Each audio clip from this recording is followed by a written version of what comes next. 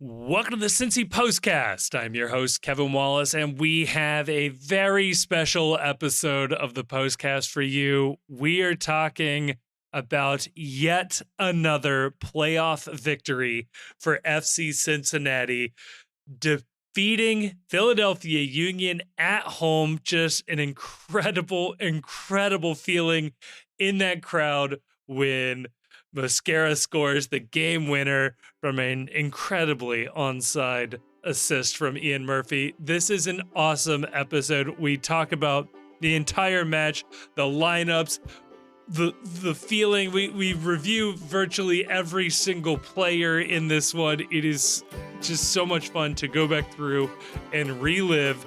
And then in part two, we begin the dreading of the upcoming Hell is Real conference final matchup this weekend. This is one hell of a postcast.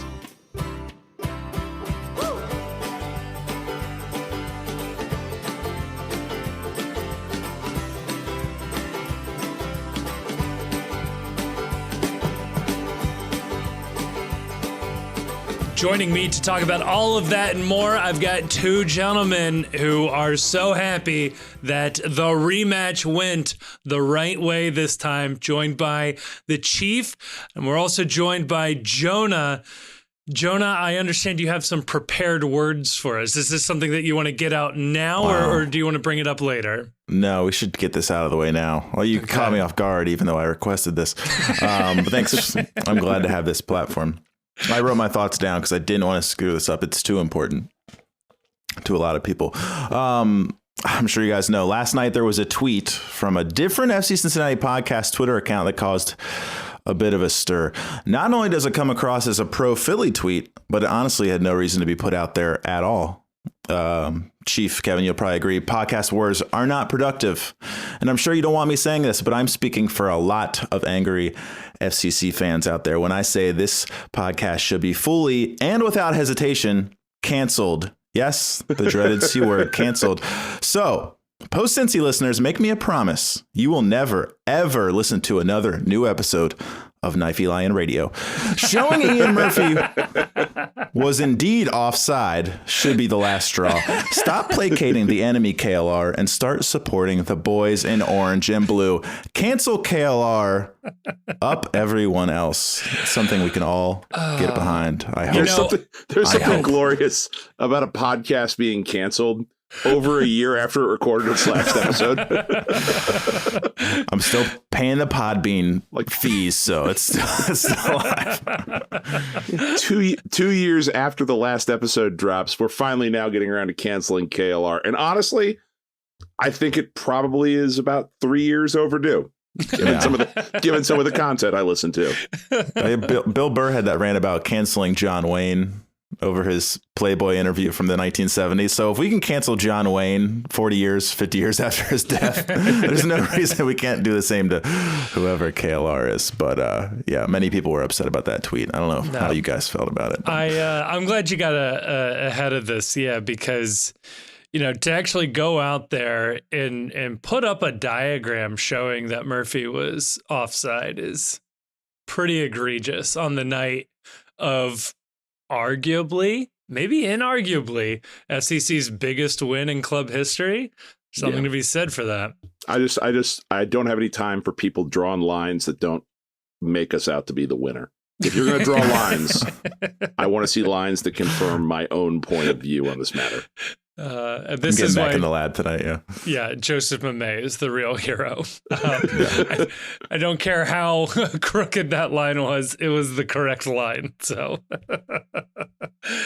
oh my God! Well, I mean, we normally beat around the bush for like 10 minutes before we get into it, but I don't think there is any reason to hold up talking about this one. No, especially not considering the fact that I was going through my head mentally last night at around like the 60th or 70th minute and just wondering, man, if Philly scores a goal here, do we even mention the game on the recording on Sunday night?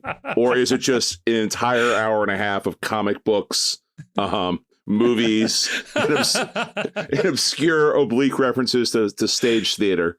I mean, it's not out of the question for next Sunday's show. So we might just cancel the pod. You want to talk about canceling a podcast? Then we might just self-cancel at that point. I don't want to fucking talk about that. It might be the end right there. Yeah, not good. Oh God. Well, thankfully, the FC wins 1-0 versus the Philadelphia Union. I will say, kind of the reverse of how I predicted it would go. I said we'd get a Ray Gaddis goal in the first 5 minutes, and we'd spend the rest of the time defending a 1-0 lead. We got a defender scoring with 5 minutes left in the game, basically, and we defended a 0-0 game the entire time. I'm taking this as partial credit. Potato. It's funny how when you laid that scenario out last week, the only thing I could think of was, oh God, the idea of watching this team try to bunker and protect a 1-goal lead with a backline where I thought generously we'd have Obi in the lineup at the very least. Right. But as it turns out, the idea of imagining a team without Miazga, without Obi, and without an appearance by Santi Arias defending a 1-goal lead for 90 plus minutes, that sounds horrendous. And the way it worked out, I think, is probably the best possible way this lineup could have achieved a 1-0 win, where the amount of time they had to protect the lead was so infinitesimally small, and that it was just Philly booting and praying, not actually trying to build any sort of attack up or do anything. That's probably the best way that best thing this lineup could have hoped for in terms of amount of time and style of play needed to protect a 1-goal lead. So I'm very thankful that this is the way it turned out, even if the 93-ish minutes to get there were progressively more harrowing as things went along. Yeah. It was, yeah, as you said, the script didn't go the way we thought it would. So backing up a bit, leading into this one, we knew Arias and Swoboda were both coming back from injury. They had both rejoined the full training in the couple of practices leading up to this game. And he had, and Noonan had said that both of these guys were available. So we had every reason to believe that full strength team would be there going into this, or at least close to it. You knew you were going to be down Miazga regardless. And meanwhile, Philly was basically saying the same things about Carranza and Galesnis, that these guys were available. They'd be healthy. They'd be back in the team and available. And it was, yeah, I thought, all right, both of these teams are going to be down their stud attacking left wing back, and otherwise everybody will be at full strength. And it does appear both teams were bluffing there. I'll run through the lineup here real quick and I'll get your thoughts on it, Jonah. In goal was Celentano, of course. That back line left to right was Murphy, Mosquera, and Powell. Ray Gaddis as the right wing back, Barreal as the left wing back, Moreno, Kubo in for Swoboda, Acosta in front with Vasquez and Boupendza up top. Jonah, I ask you, what were your thoughts when you saw that lineup? I wasn't feeling great. I think when I think Joseph Mamay said no Obi, I was like, oh, he's not starting. And then you look down at the fine print and you're like, what? I mean, he's not like the kind of player. Obviously, you'd love to bring him in at any point in the game. 20 minutes of Obi is better than no Obi, but right. You know, he's not. If we're holding down a lead, that's great. We're bringing him in. But once the game's kind of lost, he's not like an impact sub you're going to bring in. So maybe they had the same thought, like bench or no bench. I wonder, is this the MLS Cup final? Does he play or probably not? I don't know. But I wasn't too excited, but like always, I predict dub. And it's one of those games where if we had lost 3-0, you look back and you're like, well, it was Ian Murphy, Mosquera, like leading. We love Mosquera, but like the head man in charge, Powell and Gaddis, you're like, Of course. This, of course, is what happened. And then we have this amazing performance, and you're like, Ray Gaddis is a veteran. Of course. Powell knows Philadelphia. Yeah. Right. Mascara's like coming back to Wolves soon, and Ian Murphy's shown up all year.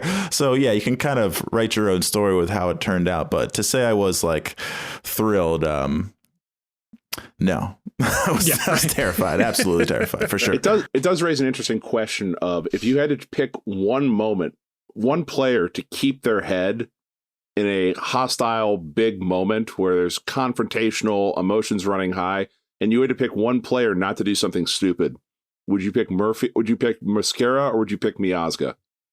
I guess Mosquera. Yeah, Mosquera. Mosquera feels more disciplined for some reason.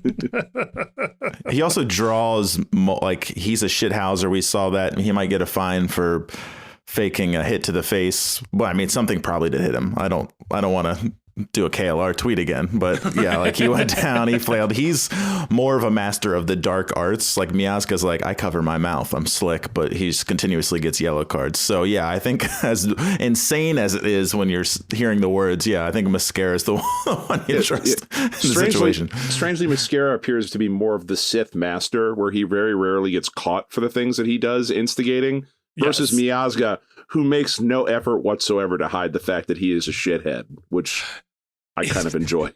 Kind of makes him lovable in that regard. Is Mosquera a bad influence on Miazga? Is that like... There you go. Like, change the narrative. Mosquera he gets away with it, and it inspires Miazga, but Miazga's not nearly as subtle. So he is trying shit, but it's just not coming off as clean, right? Yeah, it's funny, too, where you think about that, and you're like, oh, yeah, Yerson Mosquera, he's got this. Ian Murphy's looked good all year. My thought going into this and looking at this lineup was, and I think I sent a text message to you and Grayson, Kevin, that like, oh, finally, Grayson's point about lack of center back depth that he's been making literally, I think, since the season kicked off, demanding this team go out and get another center back, that this was the match where it finally was going to catch up to us, where you don't have Nwobodo out in the midfield to sort of cover for center back play.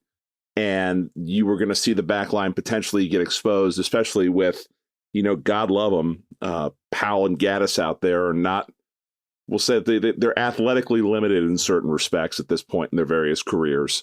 And I was not feeling good. I'm not going to lie. I was ready for a full investigation into why Obi was healthy enough to train, but not healthy enough to actually play. I was going to demand that someone call Pat Noonan out in the post game to, get to the bottom of why it is that these people can play in practice and they can train in practice, but when the actual game happens, they're just not around to answer the bell. But fortunately, none of that matters right now, and in Pat Noonan we trust. Exactly. No, I think, again, to go back to that text message, though, Grayson put it best. And honestly, when he said this, I felt more confident. It worked for me. He said, the coach of the year has had 3 weeks to figure out how to win this game. And you know what? That's exactly what just happened, is a coaching masterclass to put these guys in the right spot to pull this off. I mean, not to take anything away from the actual play on the field. But yeah, sure, extra center back depth would be good, but basically we would be asking for a center back to be about as good as Powell was in this game. And we got Powell's performance. So... Right. What do we actually want here? Do we want center back on their resume, or do we want a good performance in the position? And yeah, he did fine here. It's another testament to the fact that positions are fluid when it comes to soccer, especially. And on this team, they do a very, very good job of whenever they ask someone to do something, to at least having them well prepared to do it. And it does make me wonder, when Grayson said that, would this have been a different game if it had been played a week after the last round and they didn't have as much time to tactically be prepared for this big positional switch and this sort of subtle change in philosophy? And there's a lot of interesting things that the team did in this game tactically that I don't know that they do if they don't have as much time to prepare for this match. So maybe the long layoff really was to FC Cincinnati's benefit, even though you would think that after that big emotional victory against Red Bull, you would want to have that next game quickly to capitalize on that high. Yeah. Jonah, what do you think? Like, looking back now, was the break still awful, terrible, you wouldn't want to do it again? Or do you think that it might have been the difference in this game, that we actually had time to get these pieces in place, knowing who all was going to be out? I don't know. I was talking to maybe my wife. I was saying how the offense was kind of rusty, though. So maybe the offense would have looked better. It's like we couldn't get that last ball. People weren't on the same page. I know, like, well, Bopenza was gone for some period of time, but there was just a lot of, like, you know, you felt like we were dominated the first 10 minutes. We really, like, were pushing it on them. That was like the plan. We're going to go hard, but like, and it looked encouraging. There wasn't that classy ball at the end from Lucho, from Bopenza, or from Barreal. Wasn't getting much action, but it looked good, but there wasn't that little bit of quality. So maybe that would have been better, but yeah, you'd have to imagine it was better for the defense. And at the end of the day, I think I would make that trade and think we could figure out getting a goal at some point. I mean, the entire game, I never stopped being nervous about that being the back line, but they never gave us a reason to be. There wasn't. No. I think Murphy got beat down like 1-on-1 once or twice, maybe even just once, that I like really remember. And the other times, you know, Powell tracked back and made some good tackles that led to some corners, but otherwise they never like played into your fear. But you're just, the whole time you're thinking like, oh, we're going to fuck it up. But it could have been anybody out there. There was never they never made that mistake that you see the lineup and you think is going to come. They never happened. And, yeah. So I guess, the layoff paid off. What can you say? They didn't give up a goal. There was only one moment that I remember with Murphy being shaky, where he went for a pass clearance and just passed it directly back to a Union player that let them restart an attack. But yeah, to that point, just on the overarching thing with the back line, there was maybe 3 or 4 times total in this game where you got nervous about something Philly was doing.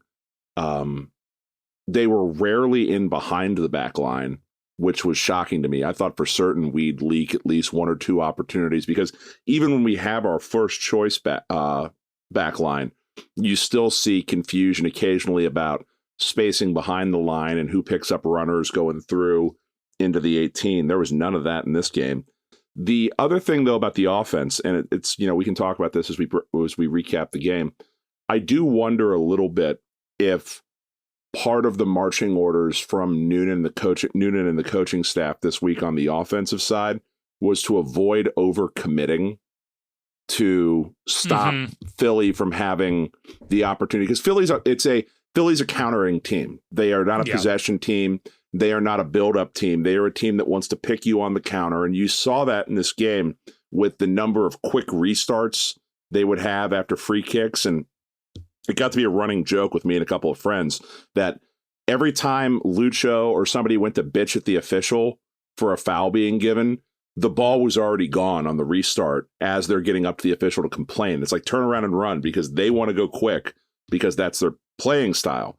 So given that, I am curious as to whether or not some of the issues with the attack were a product of, hey, push forward when you can, but we are not going to get beat on the back end of this. We're not going to offer the same kind of support going forward in the attack. And you saw that a little bit too with how infrequent Barreal pushed forward in this game.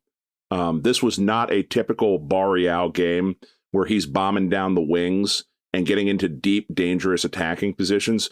For an overwhelming majority of this game, he was laying back too, to also provide a little bit of help into the midfield, where I think that they thought they were going to be weak with the absence of Nwobodo, at least what I was seeing as I'm watching this game. I completely agree on the overcommitment. Like, that was clearly something that they were stressing with our guys, you know, these last month or whatever that we were between these games, is that, they were not going to overcommit and get beat on that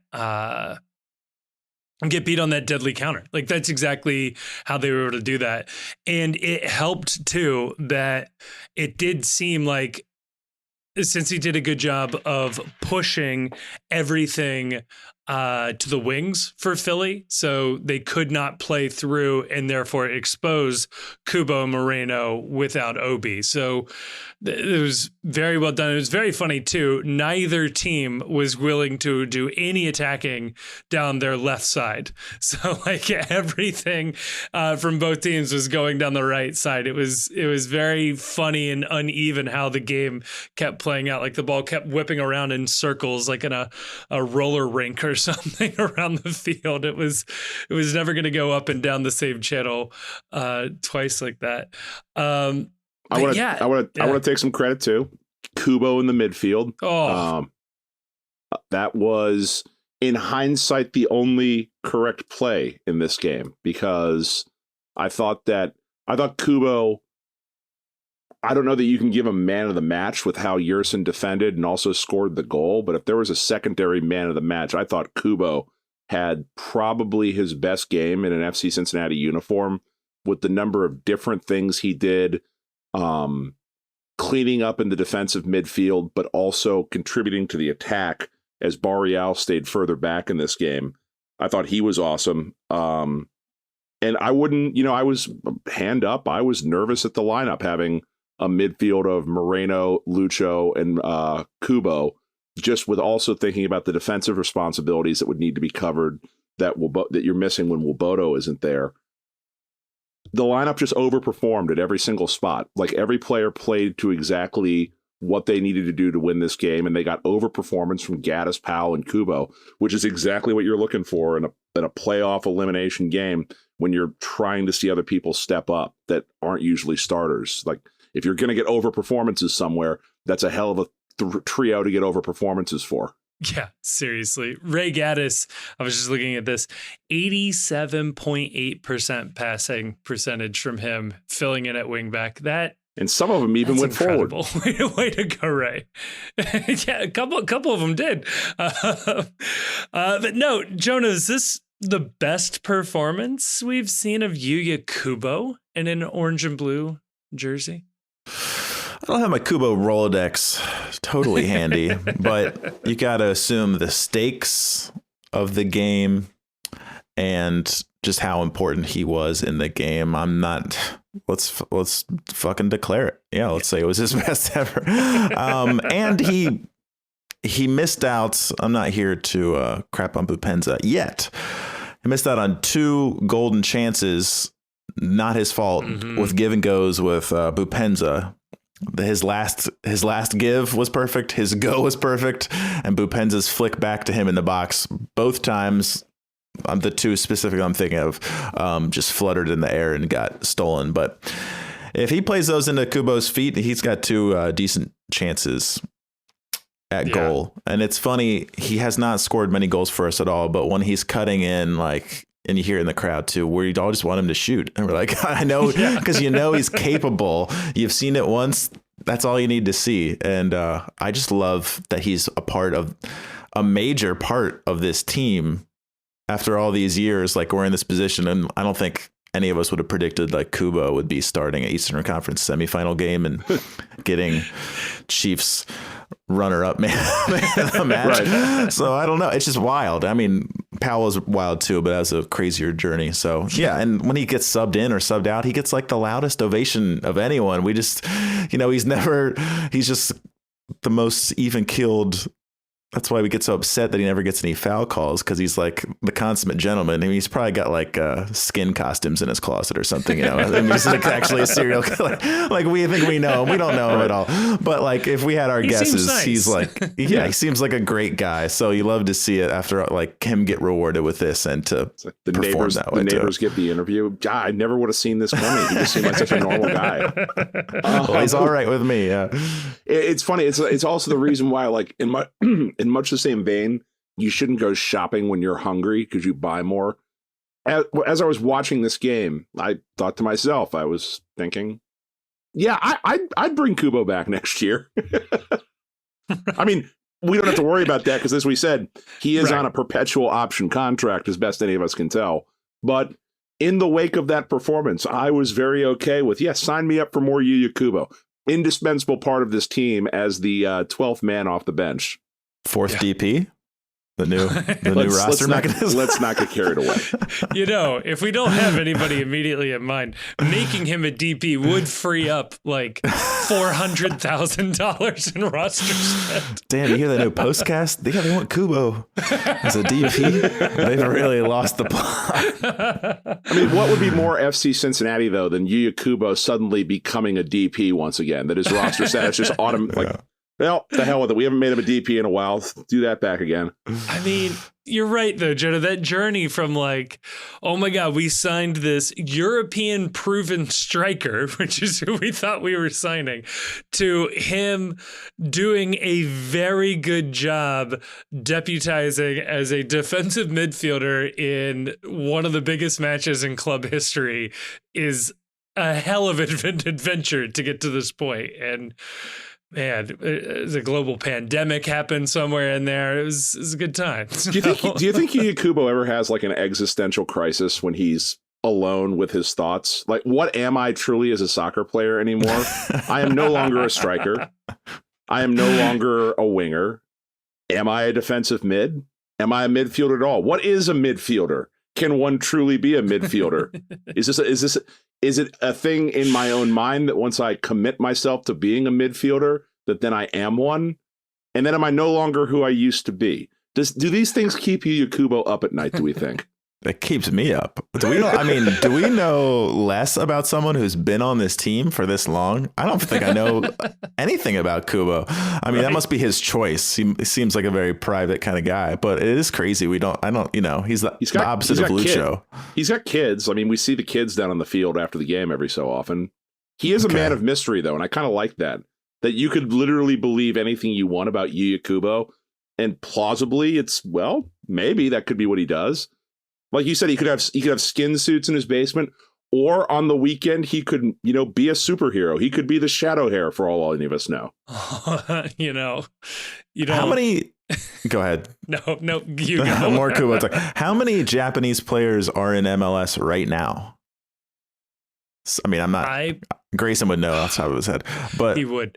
I know he was the first Japanese designated player. I want to say there's less than 5 if there is another one out there. Yeah. Where's the Japanese love? They usually fawn over like the players in the States, right, especially when they're a scarcity, a rarity of their countrymen. So it's not too late. Get on the Kubo bandwagon to all of the Japanese post-Cincy listeners. Yeah. I hope, I don't know if you checked the global map of listeners lately, but not a lot of downloads through the Far East yet.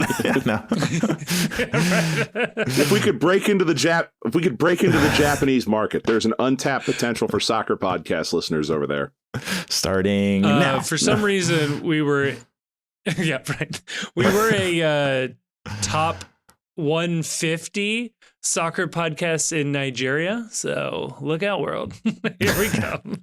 What up, world? What's up, Obi? Appreciate it. Yeah, this is probably problematic, but I really like the idea of like Yuya Kubo never learns English, doesn't talk to any of his teammates. It's kind of like an Office Space situation where he actually isn't on the team, hasn't been for a few years. He just keeps showing up and it's working out. So it's going great. Yeah, like that's really what the contract situation is he just keeps showing up. And in order to train, he has to have a contract. So I guess just put him back on the books again. Yeah, right. Like, we'll file this with the league, I guess, and we're on our way. I do feel like you're right, Jonah, that we do need to get Yuya Kubo out there more, because I want the throngs of Japanese media covering this team like they do when Shohei Ohtani plays, or when back when Hideo Nomo broke into the majors, where you'd see rows of Japanese photographers taking pictures and traveling everywhere they go. I would love that for us at FC Cincinnati, and open the club's branding to an entire new market. Sell more jerseys, make more money, sign that 4th DP. Can I give my shirt design to Cincy Shirts? Can we bring the Kubo, Kabuo? I'm trying to combine it with the Renaissance. the Kabunaissance. No, the Yuya-sans. I don't know what you'd call it, but yeah, he's back and better than ever. We'll be shitting on him after the next game. Like, this is why Yuya Kubo is not your center midfielder. Hopefully he's just a sub to see out our 5-0 victory, but let's not get ahead of ourselves just yet. Yeah. No, just incredible performances all the way around, at least on the defensive side of things. Moreno as well. Nothing sticks out in my mind as like terrible giveaways. Obviously not every single one of his passes connected, but he's usually good for like 2 or 3 just absolute howlers of a pass. And I can't remember anything. Maybe somebody else has a better memory than me, but nothing stood out to me there. So what was interesting about the way all this ended up working out was that you would think that a team that was missing as many defensive starters as FC Cincinnati was, you would think that the game plan would be to hold back and to protect the back line, compress your lines, not leave a lot of room for Philadelphia to operate, and force them to try and break you down with possession. But incredibly, the game plan from FC Cincinnati seemed to be that as soon as Philadelphia got the ball in any circumstance, there was immediate pressure on the ball from the midfield and from the strikers. It was so consistent, because usually this team sort of switches it on and switches it off at times, but it was so consistent in this game. It had to be marching orders from the coaching staff that you are to go after every single one of these players as soon as they get the ball. Don't let them breathe. Don't let them have space. Don't let them think. And so Moreno was a huge part of that in this game as well. Just constantly pressing, clipping at ankles, clipping at heels. And the way this game was officiated, which was there were not a lot of foul calls in this game. There were not a lot of cards issued in this game.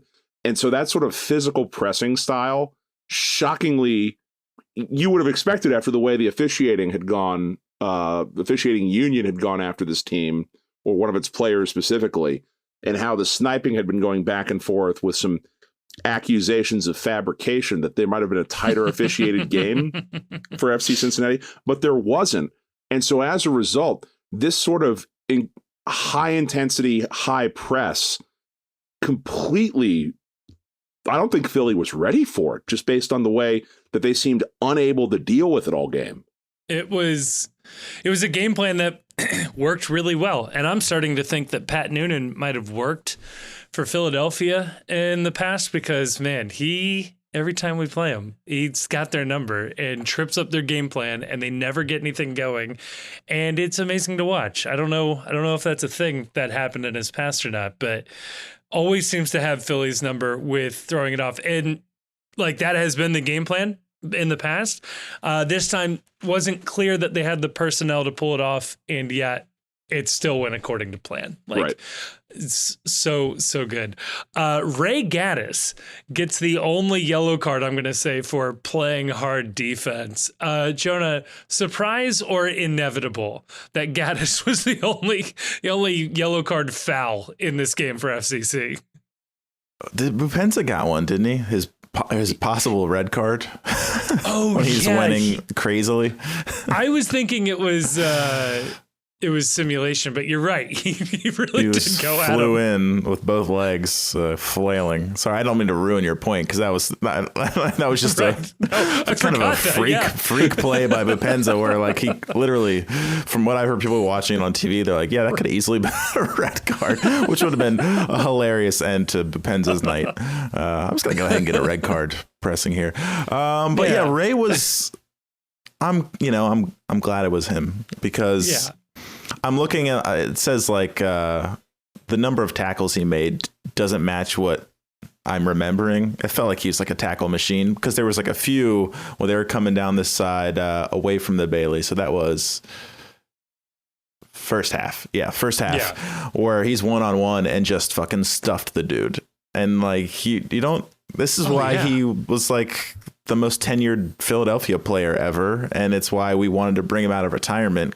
And when he has like a bad moment, you're like, this old dude with his shirt tucked in, like, what were we thinking? And then, but like, kind of like how Jeff Cameron that first year, he just knew how to make tackles a lot of time, like with his back foot, like behind his other leg, and just like stuff the dude. It's just like things that like you're smarter than the guy who's trying to beat you off the dribble. And he is smarter than most of the guys off the dribble. So he can get beat because he's not the fastest guy on the team anymore. He's not slow. He's okay, but he's not going to get into the position where he's in a foot race. Like he's going to play it the right way. And he did. So yeah, yellow card. That's hilarious that remember, was it the Bible? Was it Jesus gives him the Lord, the right the to... Lord gives him the ability to push buttons. Yeah. So, I mean, when you're given that divine right to make hard tackles, you got to use it. And sometimes it goes over the line. But, as long as you ask for forgiveness, you're going to be welcome in those pearly gates when you take that final nap. So good job, Ray. It's important to have that personal relationship with your Lord and Savior, especially if it allows you to overcome otherwise lawful conduct within a soccer match. Yeah. Has he condemned Hamas yet, though? The real questions being asked right here. He played an incredible game, and yeah, it's the majority of like what he does well is just positional. It's like you said with Jeff Cameron. It's knowing where to be in order to not have to rely on your athletic ability to bail you out. And when he needed it, that was the fastest I've seen him run a couple of times in this game. So. Yeah. There's still a little bit of life left in the old machine. And I say the old machine like he's not significantly younger than I am. Like the man is considered washed by MLS and he's still younger than I am. Yeah, that's fair. We also weren't afraid to, much to my the breaking of, or my heart feeling it's going to explode, play out of the back almost the entire game. Like, I'm just like, just boot it. But we've got Mascara, Murphy, and Gaddis, like, and Powell, like, doing fucking ticky-taka in our own box. I'm like, oh my God. But somehow it worked, and it never came back to bite us. So I admire that confidence. Gaddis is a funny one too, because in my mind, he's an old guy. We brought him out of retirement, right? Like, that's a great phrase to have there. I think he's only like 32 or 33, whereas like Bedoya is Philly's captain. He's 37. And I'm like, we'd bring him in next year. Come on. Philly's letting him walk. So, yeah, Gaddis is a funny one like that. And, I had to go look it up because you mentioned it, Jonah. They're only giving him credit for 2 tackles in winning 4 of 5 duels. That feels like what he did in the first 20 minutes of this game. Like, I don't know where those stuffs are, as a stat, like where those go. Maybe I'm just not seeing interceptions here, and maybe that's what they're being classified as or something. But yeah, I kept screaming brick wall from my seats. It's like, you couldn't get past him, man. Every time the ball got near him, it just shut everything down. Just incredible. Now, I mean, this is not necessarily how we scripted this to talk about the game this way, but I think it makes sense to just kind of move positionally up the field. And Moreno and Kubo, we've definitely talked about. I think it's fair to talk about the attack now. Acosta, Vasquez, Bopenza, and I'll throw in Barreal here as well. It looked super threatening all night, and yet so few shots to ever come out of it. There was so much passing around the box, and it feels like between Bopenza and Vasquez and even Barreal is that they are all so one-footed that unless the ball is in the perfect spot on their shooting foot, they will not take the shot. And you end up in these situations where they will pass the ball to themselves 3-4 times in the box, but nobody gets it on the right foot, or the correct foot, I should say. Most of them are left-footed. Mm-hmm. And we just don't get a shot off. I was screaming at the field the number of times, just shoot it. For the love of God, just shoot the ball. It felt like a game, and it turned out that it was a game where one goal was going to win this game. And yeah, like the number of times, there were at least 3 times that I can recall clearly where you end up with the ball at the foot of either Vasquez or Acosta, and they're in the 18, and they start having to dribble sideways because they haven't gotten the ball to their proper, the foot they want to shoot on. And there's no ability to take a quick snapshot. There's no ability to just touch the ball onto frame. And you end up with at least, I think, 2 of the 3 ones I'm thinking of, no shot comes at all. And the ball gets passed back out and they go back around, and inevitably the attacking chance is gone.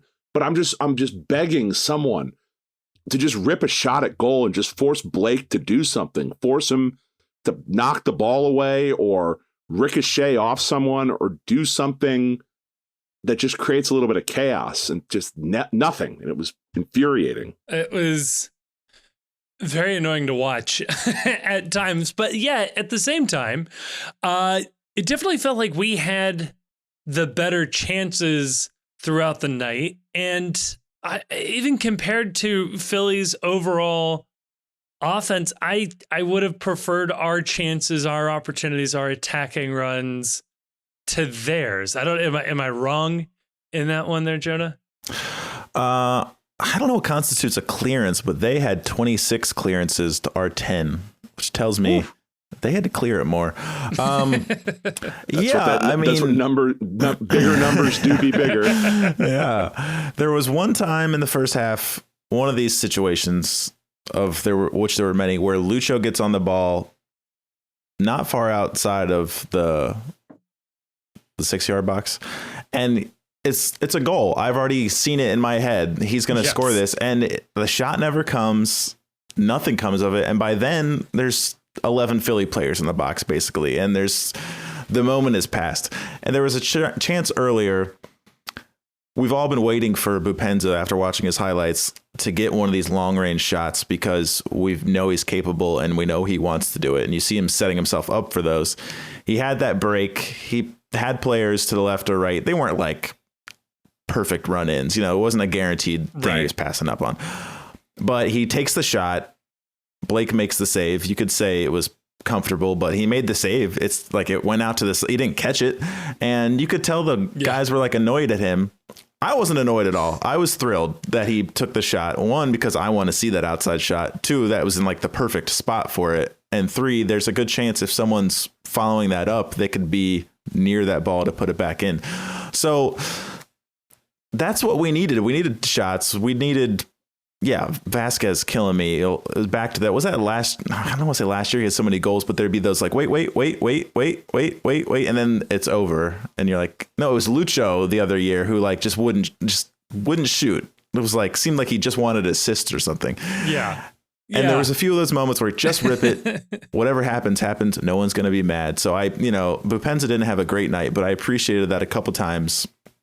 He had one earlier, too, where he took a relatively meek shot that was technically a shot on goal. But, if he connects on that, it's an actual chance. So shout out to anyone who's trying to put a ball in the back of the net. We will, as long as you're not skying it to the top row of the Barley, we will approve of it. So, more shooting. There were a number of players last night who really looked like they were playing like FIFA. And the next Xbox achievement they needed to unlock was 3 assists in a game. So they were ignoring obvious shooting opportunities just to try and make the perfect layoff to unlock the achievement, which was frustrating. But what I do want to make sure that doesn't get overlooked on this with the striker play specifically is that Boupendza and Vasquez did phenomenal work in the high press and winning the ball back, disrupting Philly's offense when they were trying to build out of the back. Boupendza specifically was a defensive pest in this game. And if you watch what Boupendza was doing on the field, he was drifting centrally as Lucho would move out to the side. So usually in FC Cincinnati's attack, if you've watched it this year, Barreal is kind of the person that drifts more central into the middle. But with Barreal staying wide to try and force Philly to stay wide as well, or to disrupt Philly going wide, Boupendza had a lot of defensive responsibilities in the middle. He was almost defending as the 10. He wasn't attacking at the 10, but he was defending as the 10. And I thought Boupendza had an incredible defensive game in this as well, as did Vasquez, but not quite to the level. And it doesn't it doesn't make up for the fact that the two of them boofed several opportunities to score goals, but they no doubt contributed to the fact that we didn't let a goal in last night either. They're paid to score goals. That's mainly. I say that. Real quick. I do say that a lot. I know. There was one moment that I don't want to forget about. I believe it might have been off of the second half, off of like a free kick or a corner from Philly, and we kind of had a break. And Yerson Mosquera is like leading the break. He's up there on offense trying to get a goal. Then we turn the ball over. I look back. Boupendza's playing like center back. He's all the way back. It's like him and Ian Murphy, and he's just back there like in position, like backing up. And I look at my wife and I was like, look at our new center back. Love this. And like, I can't picture Brenner.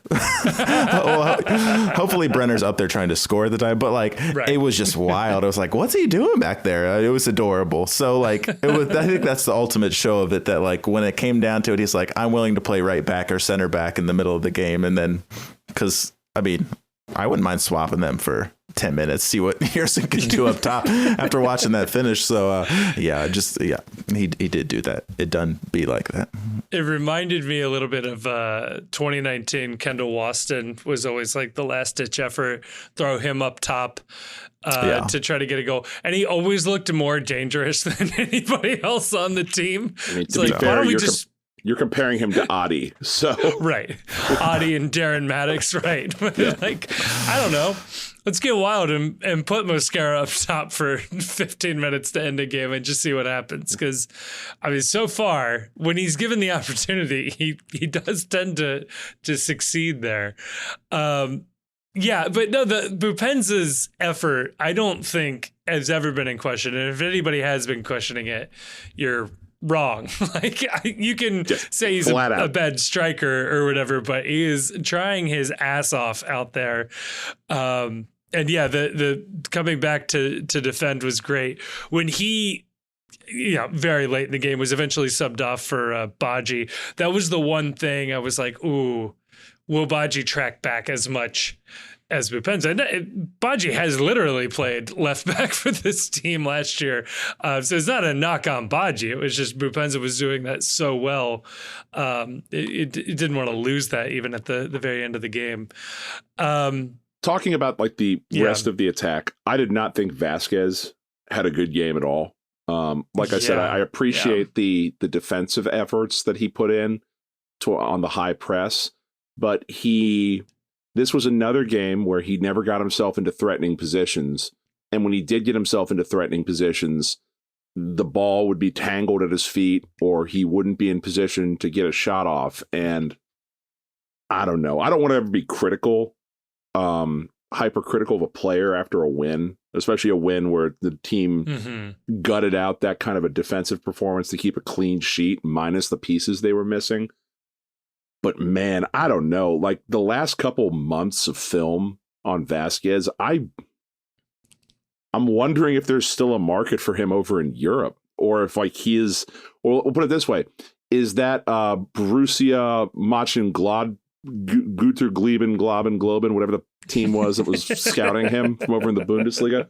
I'm wondering if that same offer comes in this winter at the same dollar amount, given how badly he's fallen off in terms of his goal scoring production. Yeah, I mean, it's definitely an off-season conversation. The good news there is there isn't a target number we have to hit with him in order to make a profit. And given his salary demands and, let's say, this run of form, you probably take any sort of offer you get to ship him off and send him on his way. I don't know, but yeah, it's been sort of rough, I think, for Vasquez. Although I think on paper he still scored in 3 of the last 6 games or something along those lines. So he's still not too far off his regular scoring clip. But yeah, I agree with you. This was a rough performance, and similarly, this was one of the few times where I think Acosta has been fairly pedestrian or anonymous And the team hasn't looked terrible because of it. Like, this team was always historically, as goes Acosta, so goes the team. And yet he had a quiet night, not a bad performance, just a quiet night generally. And yet came away with the win, and I still think was fairly dominant on the night. I don't know. I don't know if there's another way if anybody else has a different take on Acosta's performance or anything, but I wonder if you watched the game from like a Philly perspective of I don't know I didn't see it live, but like, we're going to take Acosta out of the game. You'd imagine that's something a team might do as the presumptive MVP. So if you watch it like that, can you see how it was that way? But you would hope your best player, like everyone plans to do that with the little player who shall not be named. But, it doesn't work out that way. You say you're going to take the best player out. So he could have still had those moments, like that time he had the ball in the box. Like, he could have made a moment here. A couple of those, his chemistry with Boupendza wasn't really existent. You could say that everyone was a little rusty.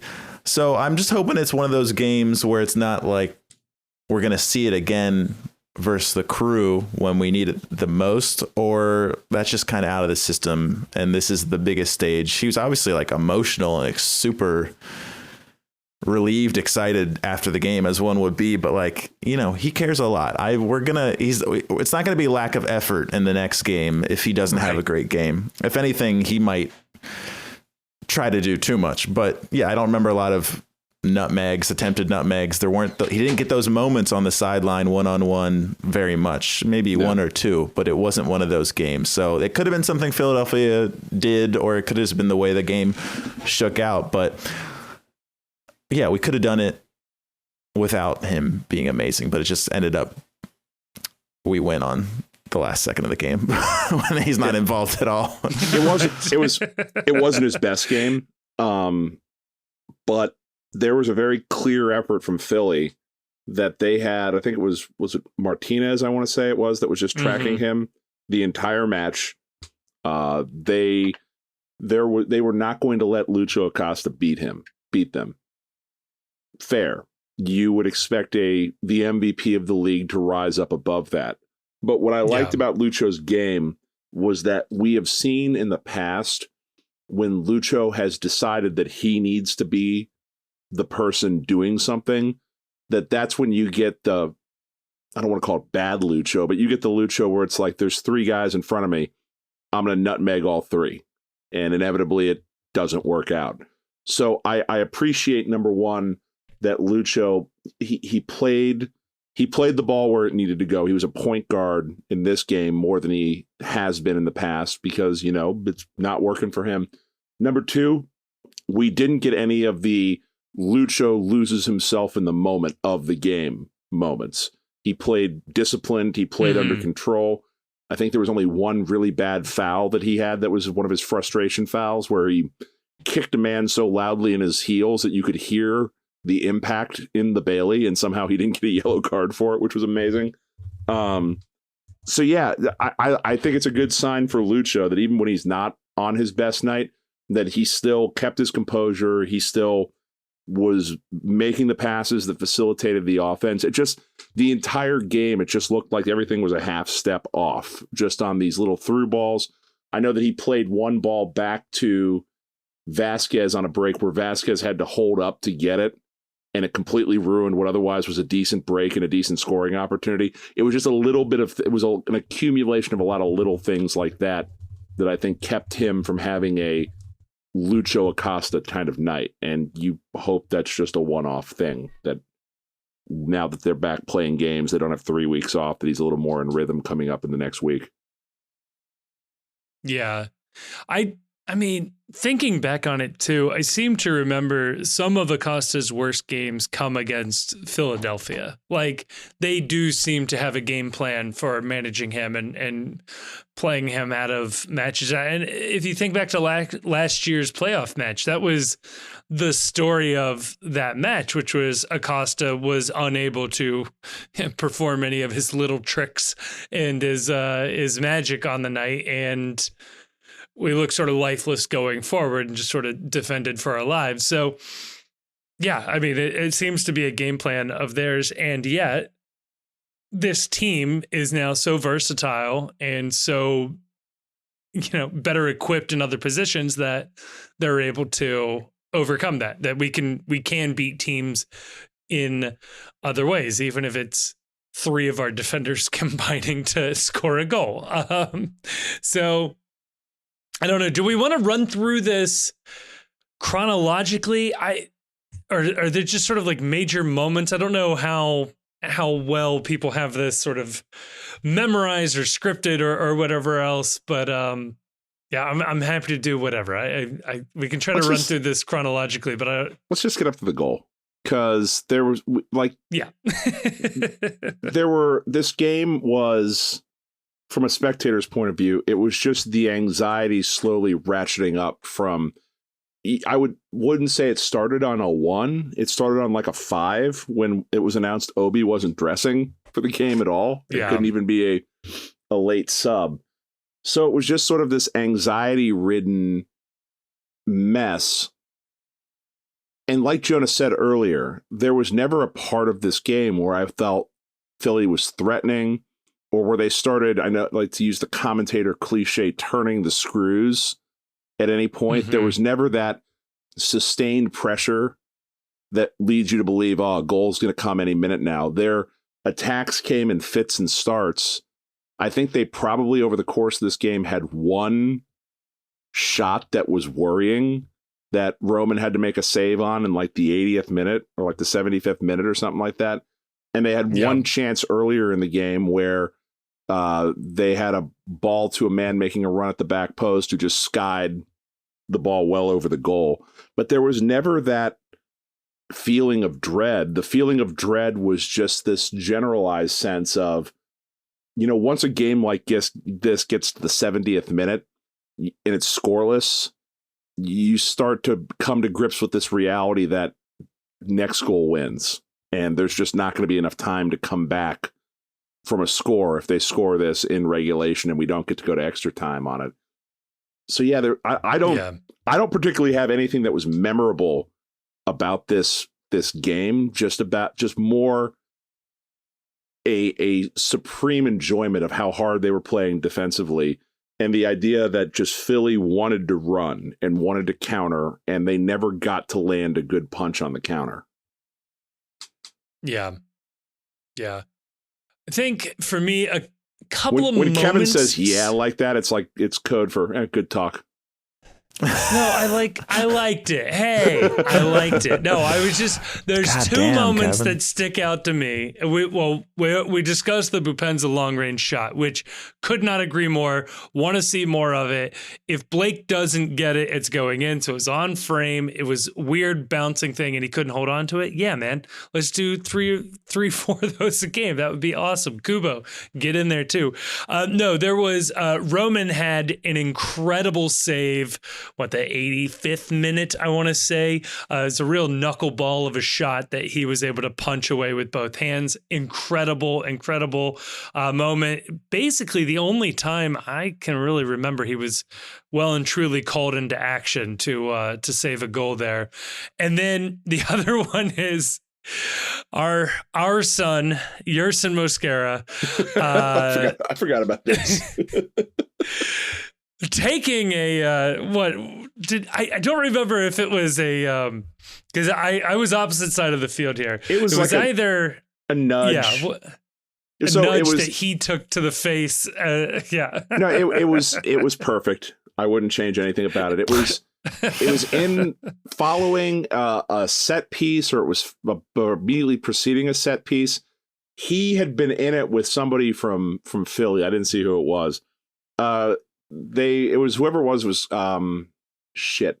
He had a yellow card at the time, so like they were Mosquera was definitely trying to bait a second yellow out of this guy. Probably Carranza. It was Carranza. And going shoulder to shoulder with Carranza kind of gives him one of those like get away from me nudges. And as soon as he does that, Mosquera flies backwards with his hands going up to his face and hits the deck and is writhing around in agony with his hand over his face. And in the Bailey, in the moment, I was like, oh, he felt contact on the face. We're going to get a VAR challenge out of this. He's selling it because he wants a VAR challenge. And then you go back and you watch it on the broadcast, and the commentary team, who I like this commentary team. I've been on record as saying I think that these are the two best commentators. This is the best pairing that you can get for an MLS match on Apple TV.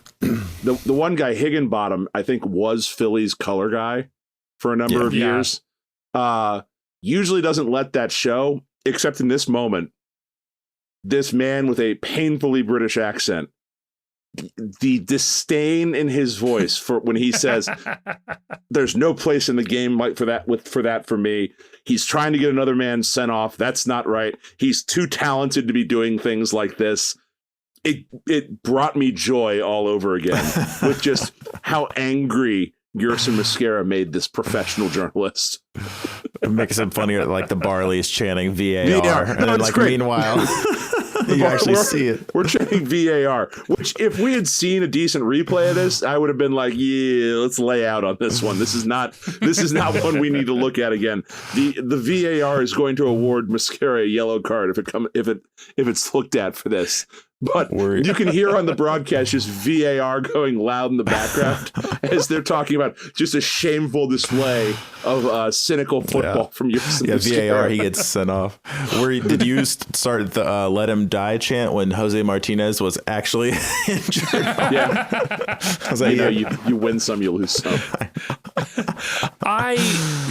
So the Mosquera thing got me because, again, I'm opposite of the Bailey, and I was basing my reaction on the Bailey's reaction, and the Bailey genuinely felt aggrieved at whatever happened to Mosquera. Like, the reaction was so quick from those first few rows to be immediately upset by it, and it was absolutely nothing. So well done. When he got up, he decided it was like right here. I forget who. Yeah.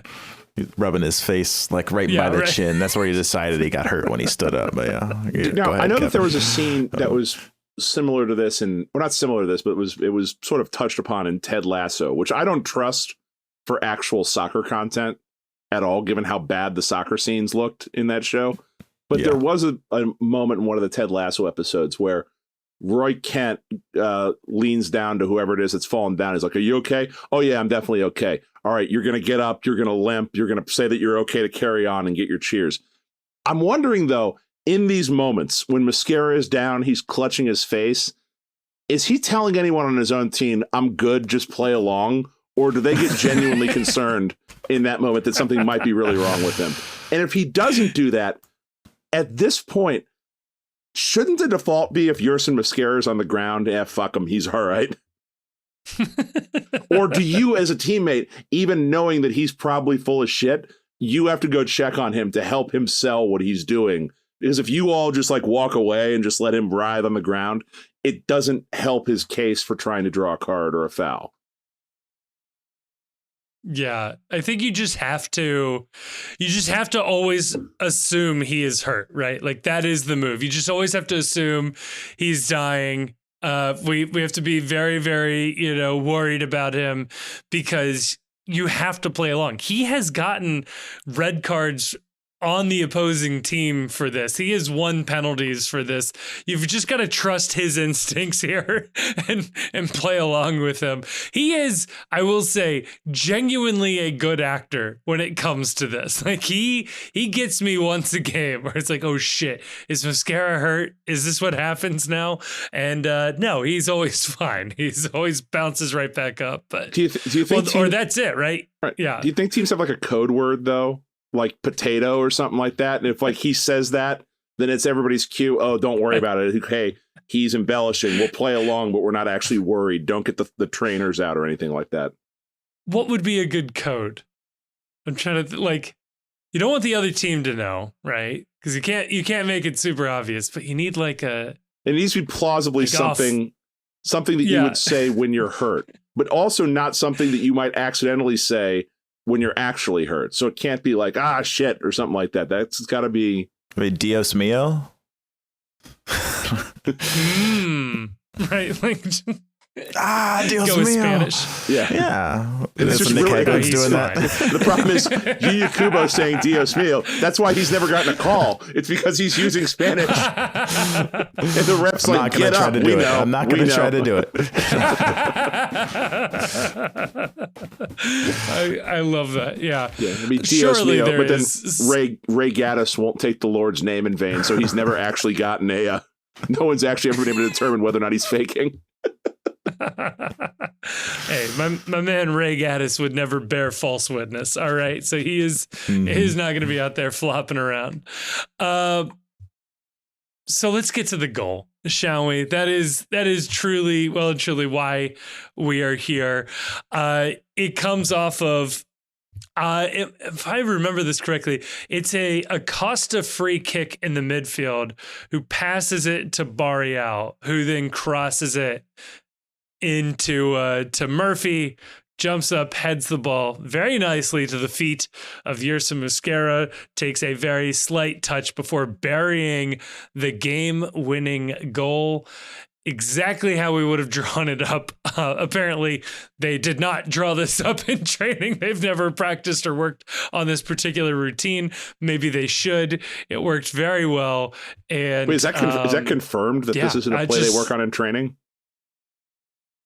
I thought I read something like that from Laurel. I could have just misread it or misremembered it, but that's incredible if so. Yeah, because it comes it's Acosta takes the kick on the near the coaching side of the coaching sideline, back over across the field to Barreal. I guess just because they wanted Barreal to take this kick, and it just wasn't in a good position for him to take this kick. And no one there with him. He gets to pick his spot out.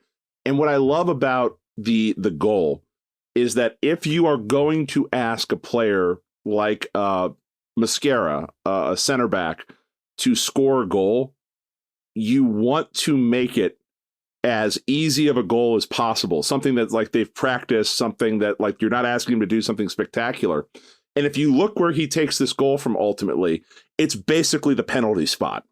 So he, in that moment, just buries a penalty in the lower left-hand corner of the net. And like, yeah, that's a shot he's probably practiced 1,000 times in his career. You're not asking him to do anything extraordinary. It's just line it up and take a PK right there in real time. Right.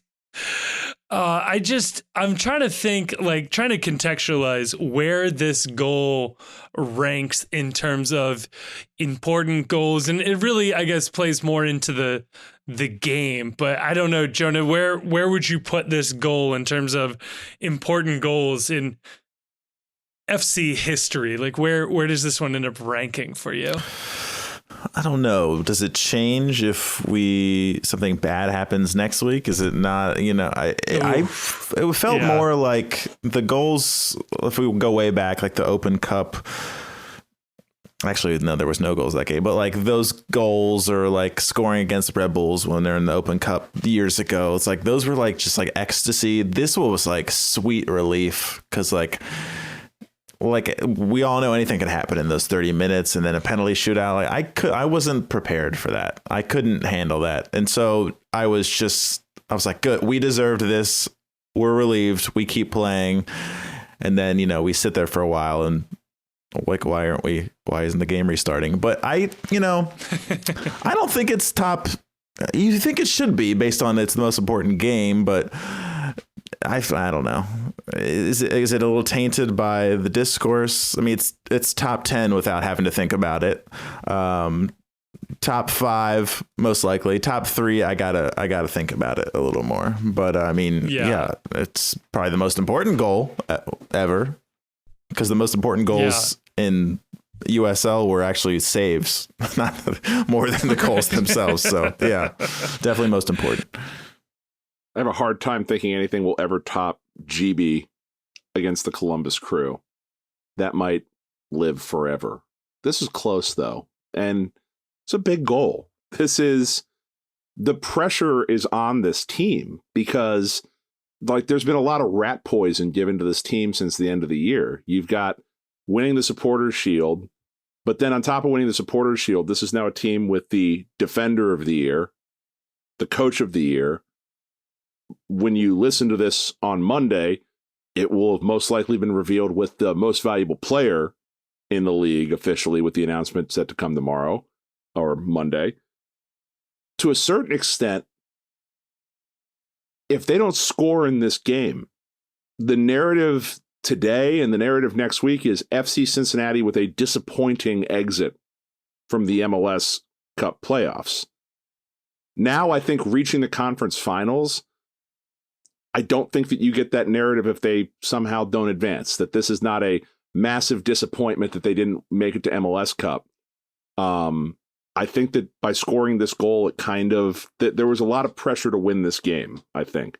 Not as much pressure as there will be to win next week in the most important game in the history of soccer in Cincinnati. But I think this is a pretty big goal. I put this as number 2, I think. Yeah, that's about where I put it as well. GB's goal against Crew matters quite a bit. And yeah, I mean, we'll see what happens this weekend, but we maybe do already have an opportunity to surpass all of those previous goals this weekend. So let's talk about. Can we address the elephant in the room here? We need to. Okay. On a scale of 1 to 10, how shocked were you that in this moment, the officials union didn't choose to exact their revenge for all of the transgressions that have occurred both in locker rooms and disputing accounts of what happened in locker rooms over the last 3 weeks? So my ranking is 9 out of 10. Surprised. I'm shocked. I thought for sure this entire match was going to be a screw job. I thought this was, we saw last year what can happen if you go against the family, the so mob. to speak. Yeah. Like we know what is on the table at least. But we didn't get that. And this game, I know everybody has their quibbles, but in general, I think this was a very well officiated game. Sure, there were some calls I don't like, and sure, there were some offside calls I was a little confused about, particularly the one that happened right at midfield. That was a bold call on that one. But in general, I thought it was a pretty good. Is that the call where somehow they called offside despite the fact that there was someone on Aaron Bupenz's back? Yeah. Yeah, like the physics just didn't make sense on that call. It was very weird, but I think in general it was a well officiated match. And then you consider the curve I was willing to grade this going in, and this was as great of a performance as we could have possibly expected from the referees from an FCC perspective. But now I'm sitting here on Sunday and I'm thinking, okay, hang on. What if this was their way of being even, because Miazga is getting a season-long ban on Monday, and so they look like they're playing it even keeled here by giving and taking at the same time. I'm worried for the actual punishment, basically. Can I suggest though that I really believe in this moment, the proper response from FC Cincinnati and FC Cincinnati fans should be disengagement with the debate. Oh, yes. And the reason why is we've been on the wrong end of some of these calls before. Last year against Columbus, where Nick Hagland's mystery 15-foot or 25-inch foot mysteriously keeping the Columbus player, I think it was Zelarayan. Was that who was onside? Derek Etienne Jr. Even worse. Mysteriously keeping him onside. And all this shit with, vanishing points and pixels and measurements and estimating where various appendages are. I love it. I love it. I love some good appendage. Turn the lights off. Let's go. We're talking measuring, baby. You're talking about drawing lines. I'm getting excited. Keep going. Yeah. Don't stop. The only line I want is the one going up, baby. Don't stop. But just it's such an insufferably stupid debate. we are debating like the dweeb, the offsides line guy that's like the holy grail of all this. His conclusion was I had to estimate, and I'm guessing it's about 2 inches or 3 inches offside. Like, look, I don't want to be the one on this podcast that's underestimating the power of 3 inches, but it's 3 fucking inches, okay? Like, the idea that a line judge standing however many 30, 40 yards away from a play is going to be able to in real time differentiate between 2 inches on and 2 inches off as people are moving while also trying to have the exact right moment when the ball is struck. We are going so far down the rabbit hole with trying to have precision in these kinds of decisions that to be aggrieved when, oh, he might have been 2 inches off. If someone might have been 2 inches off, they're fucking onside. Okay. It's just, It is so close to whatever the mystical on-off line is that it's not even worth debating about. And whatever call gets made, 2 inches on, 2 inches off, if you want to say I'm unable to enjoy a soccer game until every single one of those are called precisely correctly each time, sports aren't for you, man. I'm sorry. It's a human game played by humans, officiated by humans. And I hate what VAR has turned this into, where it's this idea that if we have an unlimited amount of time to review and we spend time drawing lines, we can reach some mathematical precision as to where moving people are at all times and what leaning they're doing and what stepping they're doing. It's not even worth debating. The call was onside. VAR checked it as onside. It's a stupid debate to have. Yeah. I could not agree more. And a large part of this, I think, of the debate, of which I am not partaking, but I am commenting on, is I think confusion with how specifically the Premier League handles their VAR checks versus MLS, and fans, especially casual fans, maybe tuning in during the playoffs or not paying attention that closely during the regular season, or maybe not caring that much during the regular season, but confusing the two sets of rules here, because the Premier League and MLS treat VAR offside rules differently. So in the Premier League, if it goes to VAR, and I believe like all the scoring opportunities do, they will sit there and draw lines using the Hawkeye technology. And if a player is found a millimeter offside, they flag it as offside, and the call is, is given as offside. In MLS, we do not do that. The referees do not draw a line. So the VAR does review every single play, every single call. They do check it, but they do not draw lines. They look at the various camera angles they have, and if they believe there is a clear and obvious error, they recommend to the center referee to take another look themselves. The VAR crew presents the video evidence to the center referee. The center referee says whether or not they made the right call, and then they confirm or deny whatever the call was, and they go with the now hopefully correct call. But those are two different systems. Both require the error, though, to be clear and obvious when it goes to VAR, but not with offside. It's a little different between the two. And I think people are confusing that. So even if the VAR sat there and drew lines for 15 minutes and figured out that he was indeed 1 inch offside, they are not going to tell the referee to overturn that because it wasn't clear and obvious to the human eye in real time, which is what they're supposed to be checking for.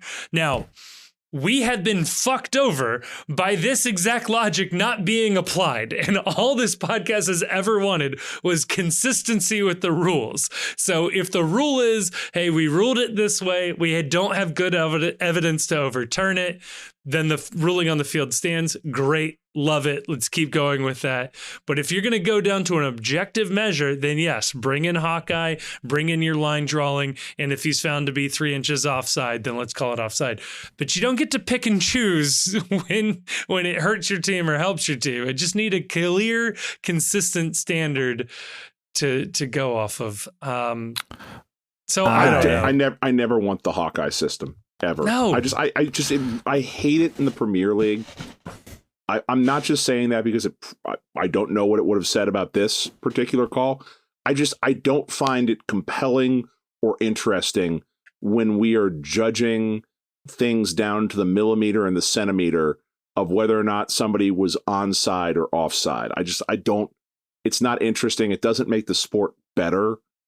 And I'm all for the rule change Arsene Wenger once, where we're going to simplify offsides and make it so that it's easier to be an attacker as opposed to a defender in these situations. I don't like goals being called back over a fucking half inch done by some laser computer system that determined that we're going to call a goal back on this. I don't like it. Not for it. And I think, yeah, I'm sorry.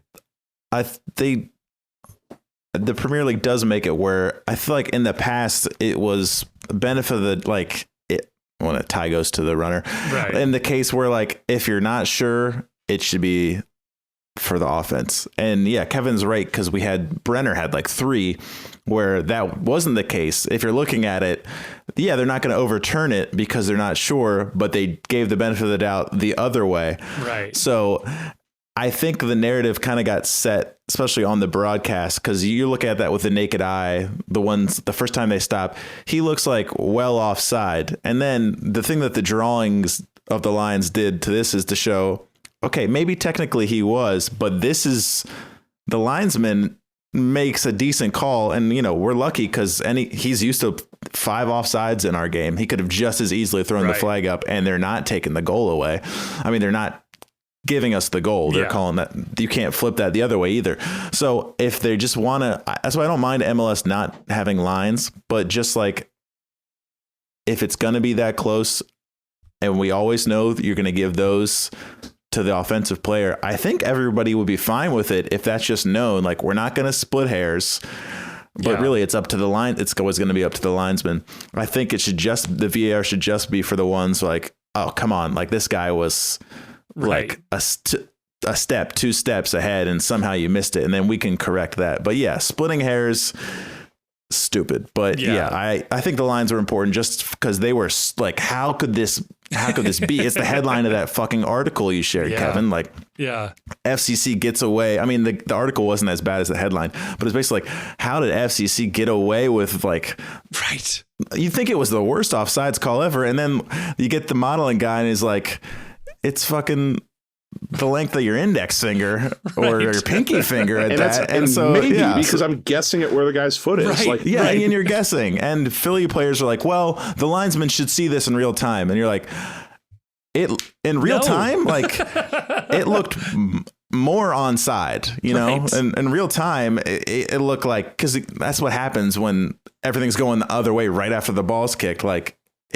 it was even more onside looking. So yeah, the linesman's not going to pick those up every time. And yeah, we deserve to be on the end of this. That's the bottom line. We deserve to be on the correct end. The karmic scales are finally coming back, but yeah, it was not egregious. And if I'm a Philly fan, yeah, I'm going fucking shit crazy. Can you imagine how many tweets me and Joe would have if it was going the other way? But you know, that's the way the cookie crumbles. So they're just going to have to deal with it. I did get some inside info on this from someone who, I will go nameless, but has slid into the DMs before, that has some inner workings of how the refereeing works in this league. And apparently the inside chatter on this is that there was apparently, number one, I think they mentioned this on the broadcast at some point, that the VAR had a much better angle that wasn't shown on the broadcast that made things pretty clear in their mind that they didn't believe a clear and obvious error had happened. And part of it as well, and this is interesting, is that the chatter is that the kick from Barreal was so hard in that moment and such a snapshot that offside and onside really does depend on which of 2 frames you want to say is the strike point for the ball. And it's because Murphy is coming back onside from an offside position. He's moving back towards the shot. He's not drifting further offside, which is usually gets people. That depending on which of these 2 frames you chose, that would have in fact changed what the decision was. And it's another thing too that's important to remember about a lot of this stuff is that when you're watching this on a television. Without getting too deep into the science of this, the life moves at an infinite number of frames per second. Just it's limited only by how perceptive your eyeball is.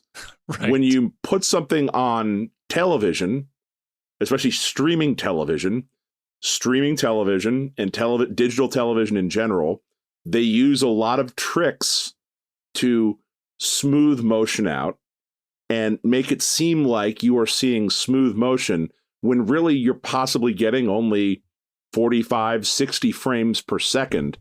And with the speed at which a lot of this moves, I think Mame commented on this, that even when Apple puts the game up on the replay, they compress the stream down and you lose frames for rewatching the game. We're just dropping frames out to make it so that it's a much more manageable stream to download on an internet connection. And so, in these situations, it really does matter the real time versus the watching on a recording. And also, it matters what type of recording you're watching on as to which frames and which moments of reality are actually captured on the video, which makes all of this all the more absurd at these levels of analysis when you don't even know if the camera picked up the exact right moment when Barreal struck the ball. Like, it might just not exist. Right. Yeah. And it's when a player first touches the ball when kicking it, which makes it even weirder. So it's not when the ball leaves its foot, it's when his foot makes contact with the ball. You start going down a rabbit hole that you will never get out of. If somebody really, truly wants to nerd out on it, I will highly recommend a YouTuber named Captain Disillusion. Is very funny, very entertaining feller. But he's got a great video on frame rate, and he does a good job of like giving you like classic Bill Nye style education on frame rate with your television. It's insane. So yes, it comes down to which frame you pick with this. I will say, if you're looking for a system, I don't like Arsene Wenger's system because what it does is it just changes where you're drawing the line. So you're still going to be offside by a millimeter. You're just now on the other side of the defender instead of the backside. Still better. But this is the system. You need the Hawkeye with the actual line as much as you can to the millimeter. However, you give it a 6-inch buffer on either side. So you keep the call on the field if the line is within a 6-inch buffer, or if the players are within a 6-inch buffer of the actual line, so that you still rely on the linesman's judgment or the assistant referee's, judgment in the call. But if it's egregious, so if it's over 6 inches, then you call it onside or offside. So if they're off by that margin, then you overturn it. But if they're within the margin of error, you stick with whatever the assistant referee saw. That feels like a way better system. I think that's the system they use in the Netherlands. Somebody can correct me on that.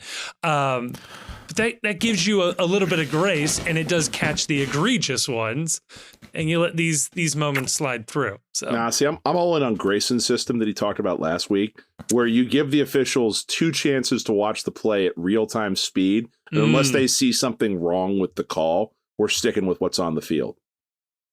I like that one too. This is where, we get into body cam footage, and you have to actually use the AR's body cam footage to make your determination of offside. The line shot I use, the ball is you can tell is a blur. The ball is coming off his foot, and then I send it to Subway, and he's like, "Hey, go 1 frame back." I'm like, "This is the best one," and I go 1 frame back on mine, which is I'm screen grabbing it at 30 frames per second. The next frame back, his foot is a foot behind the ball, ready to kick it. The next frame forward, the ball is in the air. And I don't, do they broadcast in 60 frames per second? Is it a true 60 frames per second, or is it 30 frames and maybe they interpolate it so that you could be on a 60 frame TV and it looks okay? But there's literally the frame you want didn't exist. It was like, put it where it's right on his foot. Like, that doesn't exist. Like, you'd think maybe there's like one camera behind a goal or something that's like everything's recording at 120 frames per second, but that's not really necessary except for things like this. So yeah, you're not going to get that perfect frame. And when an offsides, that it literally is the difference between on and off. So yeah, maybe he was on. A quick Google search indicates that Apple TV can display at either 60, 50, 30, 25, or 24 frames per second, depending on your region. Aha. Frame rates match the refresh region appropriate for your region. NTSC, which is North America, 29.97 frames per second. So it's a nerdy conversation, and it's like really stupid, but it just underlines how stupid the idea of trying to go back and draw lines on a broadcast on broadcast footage truly is, when you're just not getting everything on the broadcast that exists in reality. The broadcast is not a replica of what happened on the field. It's a good approximation in many senses, but it's not actually a one-for-one. Everything that occurred in this game is accurately replicated on the broadcast, because the size of the encoding to do that would just be astronomical, to no real benefit, because the human eye doesn't perceive that way. Right. Yeah. I thought, so you read the thing there. I thought it was that Apple broadcasts in 30 frames per second, but uses a higher bit rate to transfer the data. So you end up with a much smoother, cleaner looking broadcast, but not actually increasing the total number of frames, which again, you get real nerdy in this shit. So, and this is what you come to the postcast for. You thought you came to the postcast to get an insightful breakdown of this game. You ended up with three people, none of whom hold an engineering degree of any sort, talking about frame rates and streaming and compression. As a high school dropout, I can say with authority. What's funny is, like, you're talking about some of those offsides. My seats are a little bit to the left of midfield, going away from the Bailey, and I'm watching the front three a lot, even like waiting for the ball to get played back. I saw most watching live. I'm watching them when those offsides calls are made. I think they were all legit. They were all they all actually were off, because I was like perfectly in line with almost all of them. And that one where like a guy had, that's just how ridiculous offsides is sometimes. And that people, we don't want to point anybody out, but people were very angry, even FCC fans, about that offside call at the end of the game, because it's so deceiving. And it's really like a fucking butt hair difference between on and off. And I'm like I yell off that you're off, and then they play it to him and he's offside, and everyone around me is screaming like, "Oh, that's impossible that it's offside!" Like, not screaming to me, and I'm like, not only is it possible, it fucking was, because the referee is staring at the front line and listening, kind of looking at the ball getting kicked, and then he's raising his flag. So the fact that this guy who raised it 5 times on us, he caught every one, all of a sudden doesn't catch it. He's fucking looking for it. Trust me, okay? Right. He was on his P's and Q's. He knew it was coming. So yeah, as far as I'm concerned, a legit goal, and we don't want to take away from how fantastic of a goal it was to begin with. Yeah, it was so good. It was so fun. And yeah, I just like the fact that people are now at the point where like they think it's a conspiracy that MLS desperately wanted Cincinnati in the conference finals. Desperately rigging the conference finals to get 2 small market teams from flyover country into MLS Cup, into the Eastern Conference Finals. Yeah, right. That makes a lot of sense. Yeah, that the referees union is going to rig this for a team where they just accuse one of their players of barging into a locker room. Yeah, that makes a lot of sense in this whole situation. And also, on this subject as well, if you are an FC Cincinnati fan and you are apologizing for this win, and you are saying, I wanted to win, but not like this. I want you, I am banning you from TQL Stadium for the Eastern Conference Finals. I don't want you there. I would rather have a Crew fan in the stadium than have an FC Cincinnati fan difference? that is apologizing for winning. What's the difference? That's right. It's go ahead. Just like, I want to win classy. Like, nah, man, I don't. No. Just tell me you don't understand the sport. You do not understand the sport of soccer. There is no such thing as a classy win. There is just a win. No one will remember either. Right. And like, have you seen our team? Miazga, Mascara, Lucho, Barria. We're not winning classy, guys. Like, it's like we are well and truly the villains of this league. We have shithousers galore on this roster. Like, you're not getting the, oh my God, you got hurt here. Let's score our own goal because that'll make it the true fair. No, fuck that. We're winning. Screw you guys. We finished dead last for 3 years. We get a couple of these breaks. We've earned it.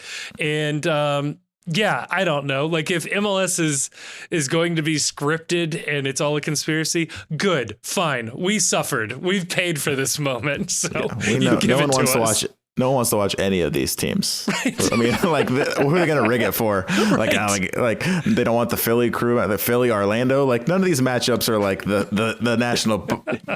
Everyone's salivating over these matchups. If they're rigging this, they're doing a terrible job, because as we tape this, one of these 3 teams so far is going to win MLS Cup: Cincinnati, Columbus, and Houston. Like, these aren't the teams that you're trying to sell the world on, man. Right. Now, also, can we ban, we're already banning those people from the stadium. Can we also ban the large group on this Facebook post rooting for Columbus during that game because they're dreaming of another Hell is Real? I'm hearing storylines galore. I got thoughts on this. Yeah, we can save that for later, but just like people, I don't believe really in karma or like, good things happen to good people. I think we're all just flying around. What was it? Was that Forrest Gump? But we're the feather. But stop putting these things out into the world, man. It's just bad. It's just all around bad. So yeah, Kevin, where do you want to take us? No, I cannot believe it. For whatever reason, it feels particularly prominent on Reddit. I don't know what it is. That's like super like apologetic, self-hating FCC fan that is just like so desperate for the love and attention of other fans. It's so weird. The PFT on Pardon My Take had a point about this, and that's it. If you ever have to start a statement with "as a insert fan here," comma, think twice and delete it. Just don't say it. Whatever it is. Always retweeting those where he's like, as this, like, let's say Burrow gets hurt, like, as a Steelers fan, I still hate to see that. Like, oh, thanks, man. Wow. You want a fucking medal for that? Like, hey, man, I'm a Bills fan. Even I hate to see Rodgers go out like that. It's like, okay, great. Like, you can just shut up. And yeah, Kevin, I really stepped in it. What was the one people were, I was calling an FCC fan a cuck because he was like, oh, yeah, I don't know if this should have been goal of the year. And I was like, how about you just, I was just like going back, I'm getting downvoted to oblivion. But I'm like, hey, man, are you riding with us or not? Because I thought we were riding together, and you just like want everyone to see like, hey, I admit like that other one was actually pretty good. It's like, you don't have to do that. They don't need you. Yeah. We need you. I mean, we don't. Fuck you, but yeah. I've had this opinion for a very long time.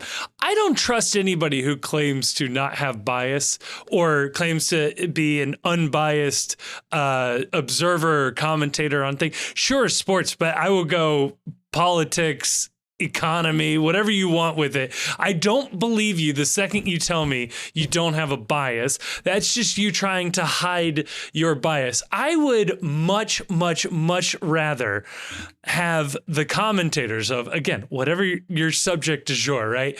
But like, you tell me up front your perspective on this, and then I can understand your analysis, and I can understand why you would mention some things and not mention other things. Like if you are, you know, a hardcore union guy, like, and I'm not talking Philly union, like construction union, you're a Teamster guy, and you've got takes on like monopoly power in the US, great. I know where you're coming from. You have very particular opinions and thoughts, and you're not going to mention these other pieces of evidence that might hurt your story. But if you tell me that you're like this neutral, unbiased person, and you still are, you know, selectively choosing your arguments and mentioning some things and not others, that makes you a liar.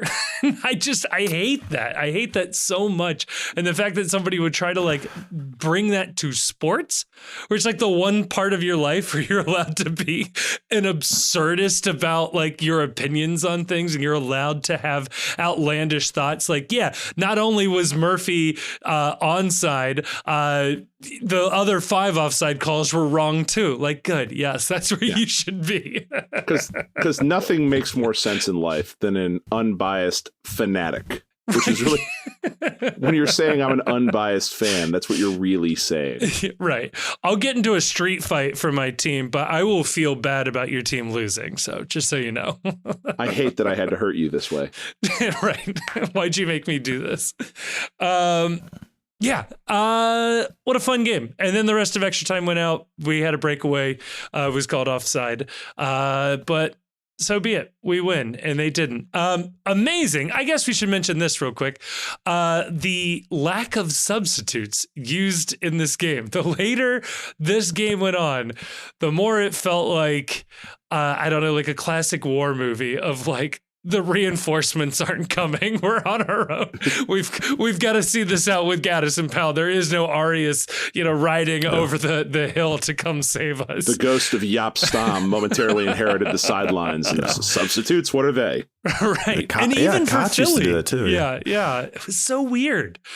It was begging for a sub too. Like, yes, we were completely out of ideas. If you watch the game highlights, there's like 6 moments in the first half, then it like skips to the 80th minute. There's like one at the beginning of the second half, and it skips all the way ahead. And that's because like nothing, like they weren't doing much. We weren't doing much. Nothing. I get this. You get the sense what's happening. Yeah. You get the sense that around minute 70 that both Noonan and Curtin were mentally prepared that this game was going into extra time.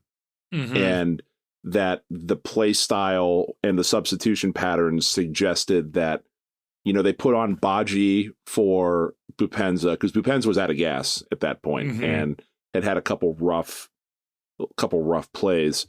But you get the sense that they were holding the substitutes back to make some changes at the start of the extra time period where you can call everyone together, talk a little bit about what the changes are going to entail, redo some assignments. And then they score the goal in extra time, and all of a sudden, all those plans are off. So quick, throw Angulo out there. Throw who else came on? Angulo came on really, really late, I think.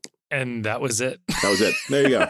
So now the only other part that I want to that I think is worth mentioning too is that so on the broadcast they showed Matt Miazga watching the game up in a luxury suite somewhere in TQL. My man got on the field real quick after the full-time whistle blew. So if you're Miazga, do you start downstairs as soon as the goal's scored to get ready to celebrate? Yes. Or are you superstitious enough that like, nope, I'm going to wait to see this out and then immediately hit the door and truck down the stairs as fast as possible, taking them like 2-3 at a time to get down there? Because he showed up on the field for the celebration like he was fired out of a cannon. And I was genuinely worried about the safety of some of the people he was hugging down there on the field because no man on the field needed that win more than Matt Miazga, considering his absence was entirely of his own doing.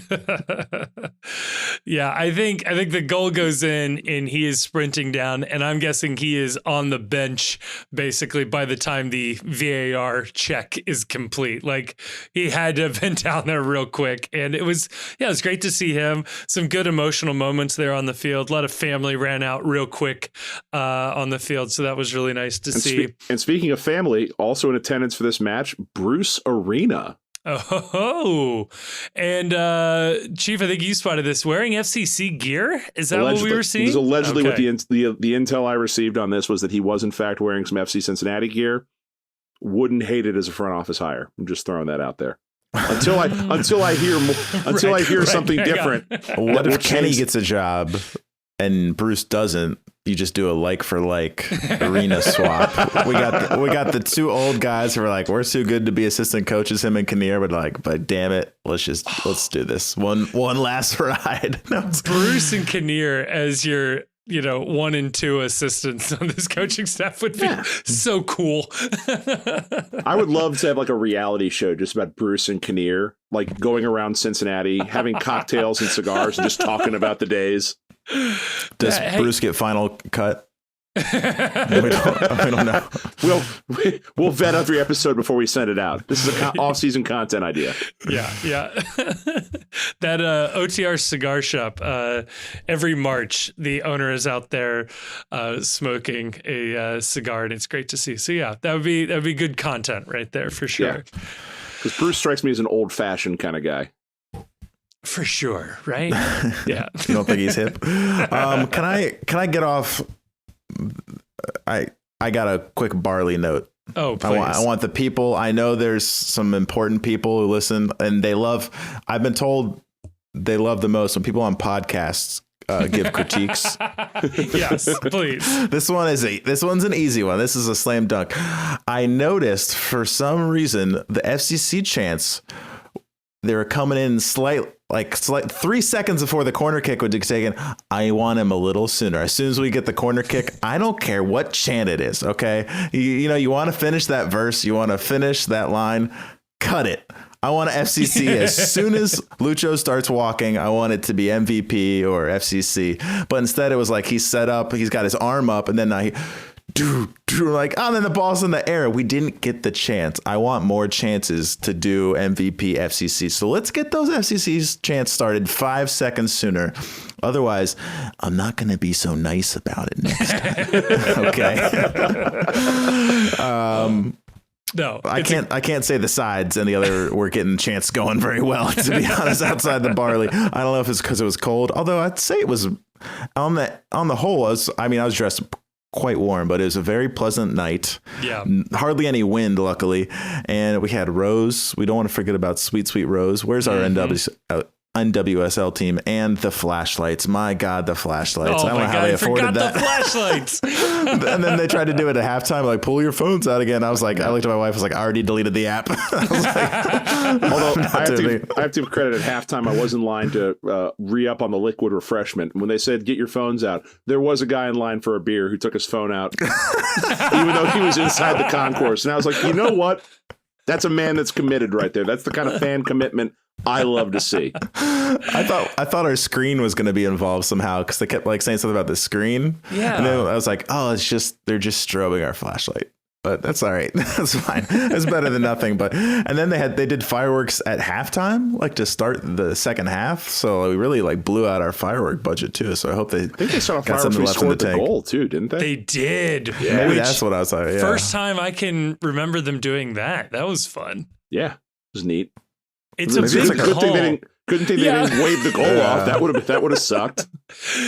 It does feel like a lot, especially given like how many goals are called back, right? Just like even in the moment, if it was called offside right then and there, like how quickly are you pushing the button to celebrate with the fireworks versus the goal being called back? We've seen plenty of times the barley letting off smoke for non-goals. So yeah, that's expected at this point. Right, You right. don't even blame. I did think Shalala got a little neutered. Like it should have been like the Shalala of the season, but I don't know if it was just the extended VAR check or the fact that then it was like the game, like there's a minute left now. I mean, they added extra over the 6 minutes, but also how about the perfect time to score a goal? I couldn't have handled him scoring in the 85th. That would have been too much. I couldn't have handled it. So like everything ended up working out perfectly and we pissed off an entire fan base just by the mere goal existing. So good night on the whole. well night. done, everybody. So there we go. That's our match recap. It's a good win. Let me ask this. Is this the biggest win in FCC history? No. I think it depends on how the rest of the playoffs go, obviously. So if we lose against Columbus, I don't think it is. But if we win against Columbus, it's also that's the biggest win, right? Yeah. So no, I don't think this is. The biggest win is either the next win or it remains the Open Cup win against the Crew. Or the Fire. Yeah, I'd take either one there. Yeah. Yeah, Fire. I think, can we say biggest MLS win? Yes. Yes, I'll say yes. I will say I was thinking about the goals, and then obviously I went back to last year. So Vasquez, Red Bulls playoff goal. Right. Got to be up there, at least for me, as high. This year, with the expectations, it's like, we got to win this game. Last year was like, we fucking won a playoff game. Yeah, right. So, I mean, that was like the arrival. So, yeah, they can all be in the top three together. That's fine with me. The two playoff goals, Red Bulls last night, and then we'll say Columbus Crew, USL. GB versus Columbus. Yeah, I'm good with that. I like that list. Well, speaking of the next match, let's get on over to part 2, hit a couple of quick things, and let's get out of here. This is going late. This episode is also brought to you by Cincy Shirts. Look, you know Cincy Shirts. You love Cincy Shirts. They've been with FCC from the beginning, and we here at the Postcast, we're just huge fans of their work. They were very early sponsors of the Postcast here, and we have always enjoyed their work. If you head on over to cincyshirts.com, that's Cincy with a Y, shirts.com, and check out using the promo code ThePostCincy, all one word, all caps, you will get 10% off your order, and you let them know that we sent you. Like, they have MLS and MLSPA licensed FCC gear available online and at their 2 retail locations in Hyde Park and Fort Mitchell. If they don't have your size on the shelf, they can print you one on the spot. That is a fantastic feature and something that I have used as well. So again, special thank you to Cincy Shirts. Head on over to their website or check the link down below in the description for the promo code ThePostCincy for 10% off your next order. And a huge thank you to Cincy Shirts. All right, we're back, part 2, and this is a little bit more of a grab bag. So looking ahead to the Crew game coming up, Hell is Real this weekend, this Saturday, 6 o'clock. It's a big one. I think it's fair to say that this is the biggest match in FCC history, at least up to this point. Unless we lose, then it wasn't. Then it was. I'm gonna say it wasn't the biggest game. It never mattered at that point. So then it was the Miami Open Cup game we lost. I don't know.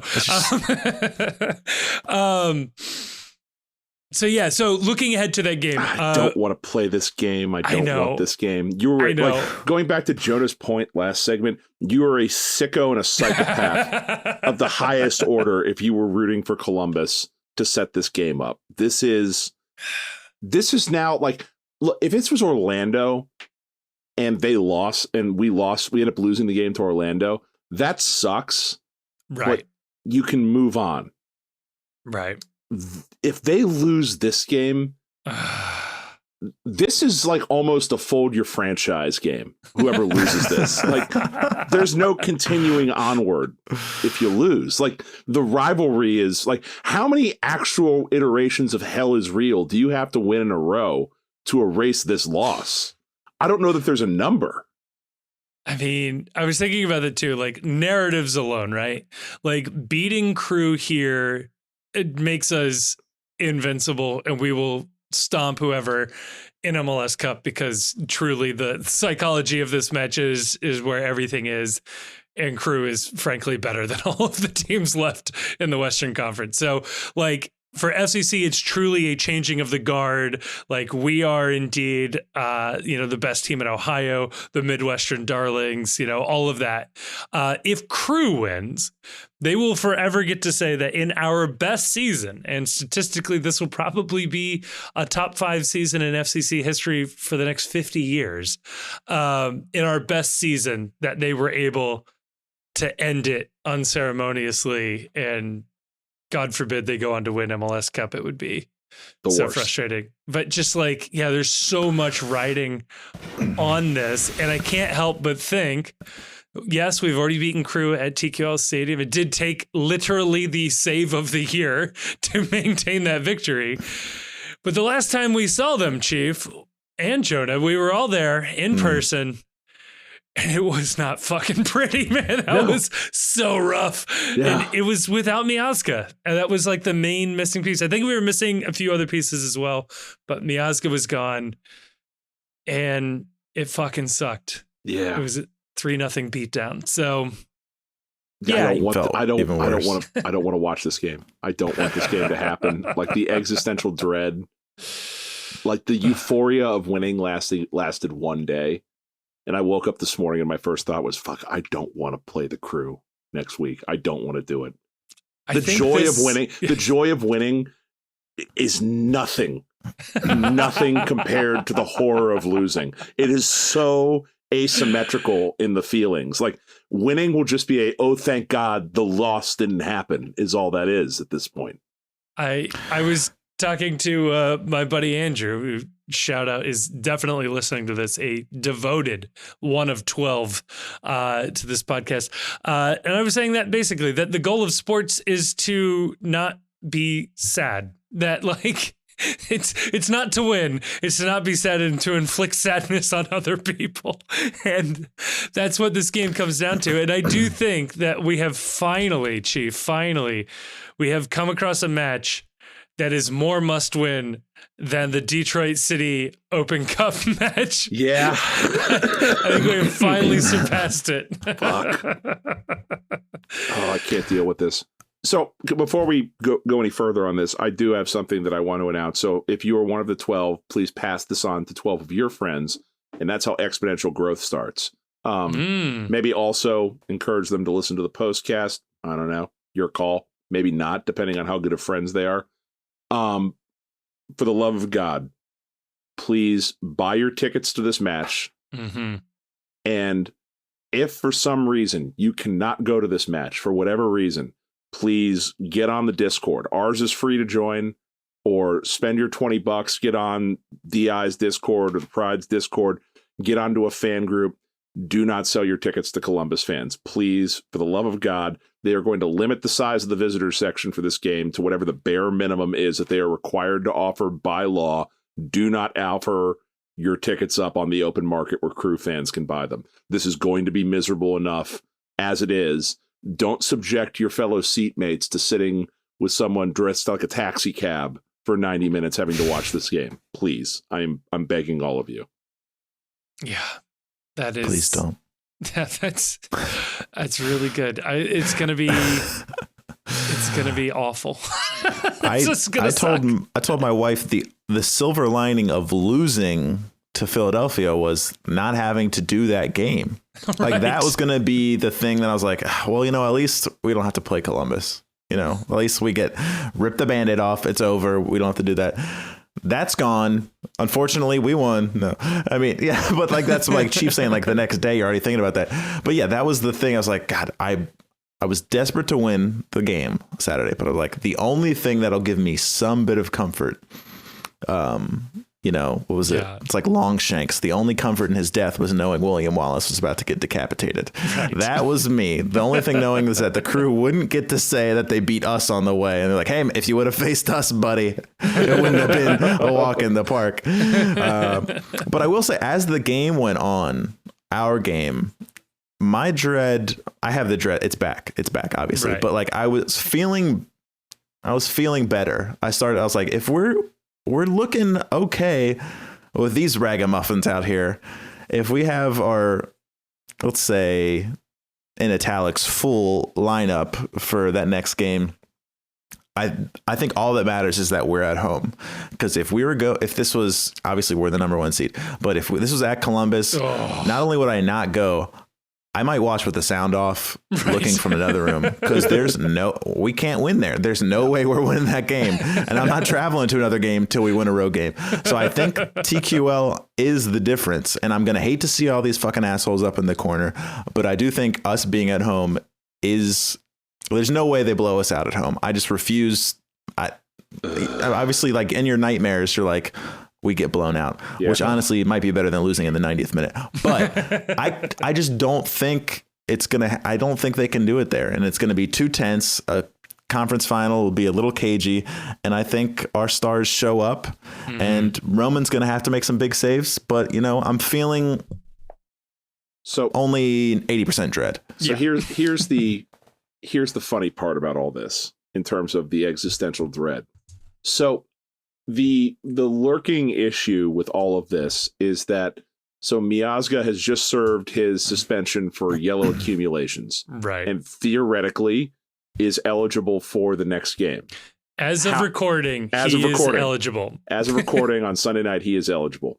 Now, all this could change tomorrow before or after you listen to this, because there is still a pending investigation into his conduct at the New York Red Bulls arena following the match. And we've talked about it extensively. There's no point in going into the facts on this. But as best I can tell, the MLS disciplinary committee has already reviewed whatever they're going to review.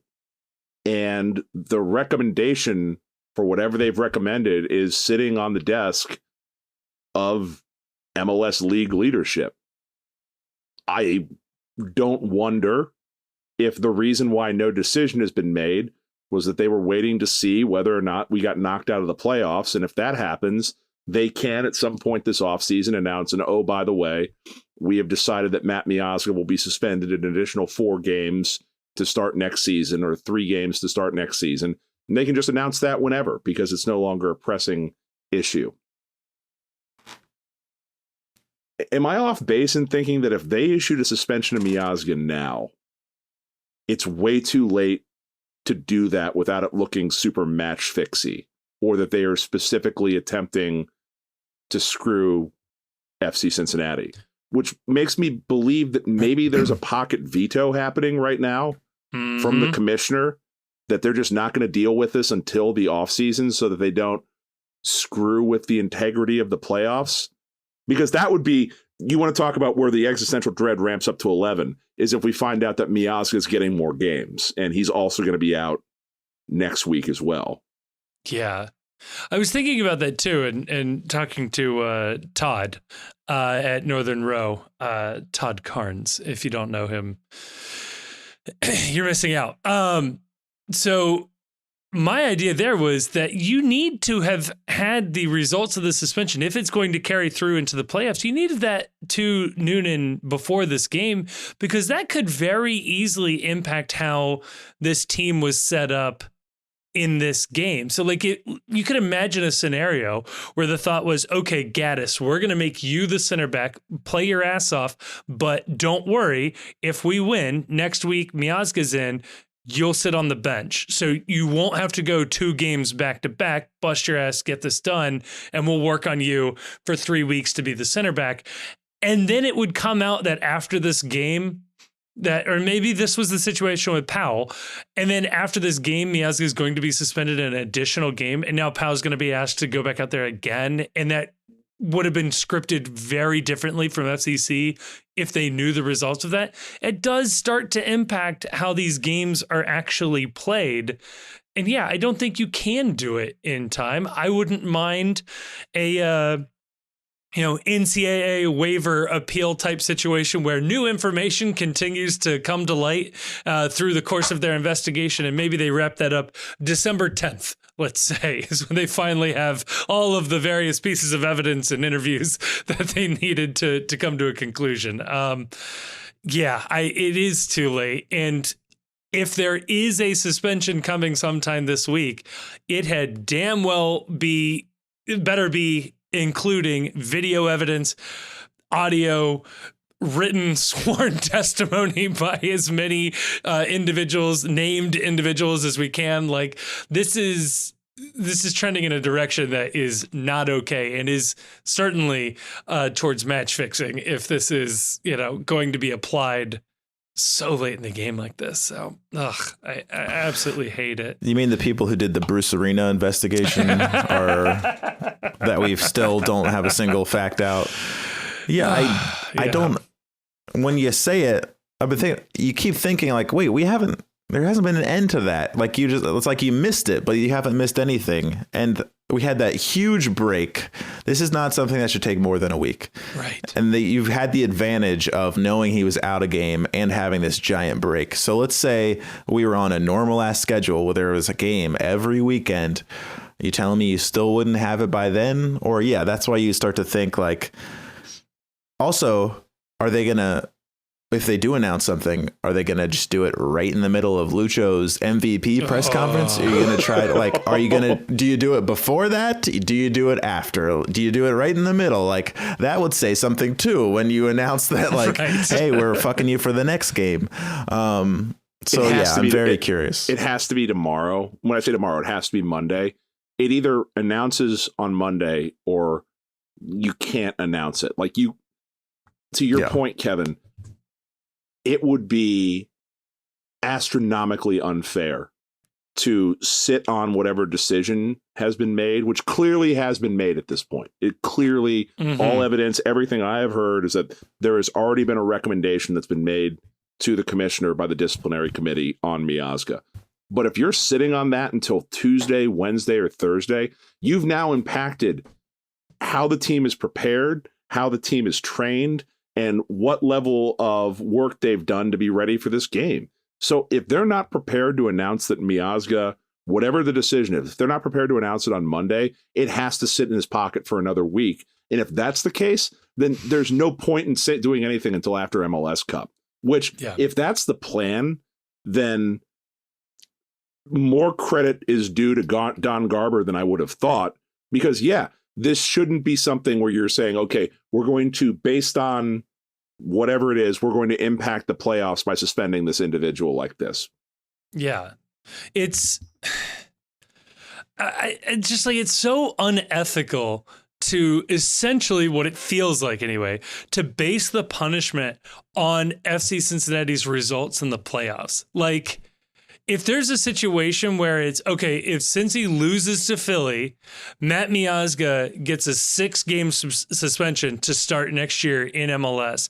But if they win, he'll serve a 1-game suspension in the conference finals. Like, what the fuck? What are we doing here? Like, that's what it feels like at this moment. Is like, it's going to depend on FCC's results, how harsh the punishment is. It's so stupid. I absolutely hate it. On other brighter news, Laurel did report after the game that Pat Noonan confirmed or commented that he does expect Nwobodo will be a full participant and able to go next Saturday, which is absolutely enormous news. I don't relish the possibility of that lineup playing again against Columbus and seeing what Cucho Hernandez would do to the back line, the makeshift back line. So that's big. Santi Arias didn't play in this game. He was on the bench. I suspect that he possibly would have been one of the people that went in for extra time. I base that on absolutely nothing.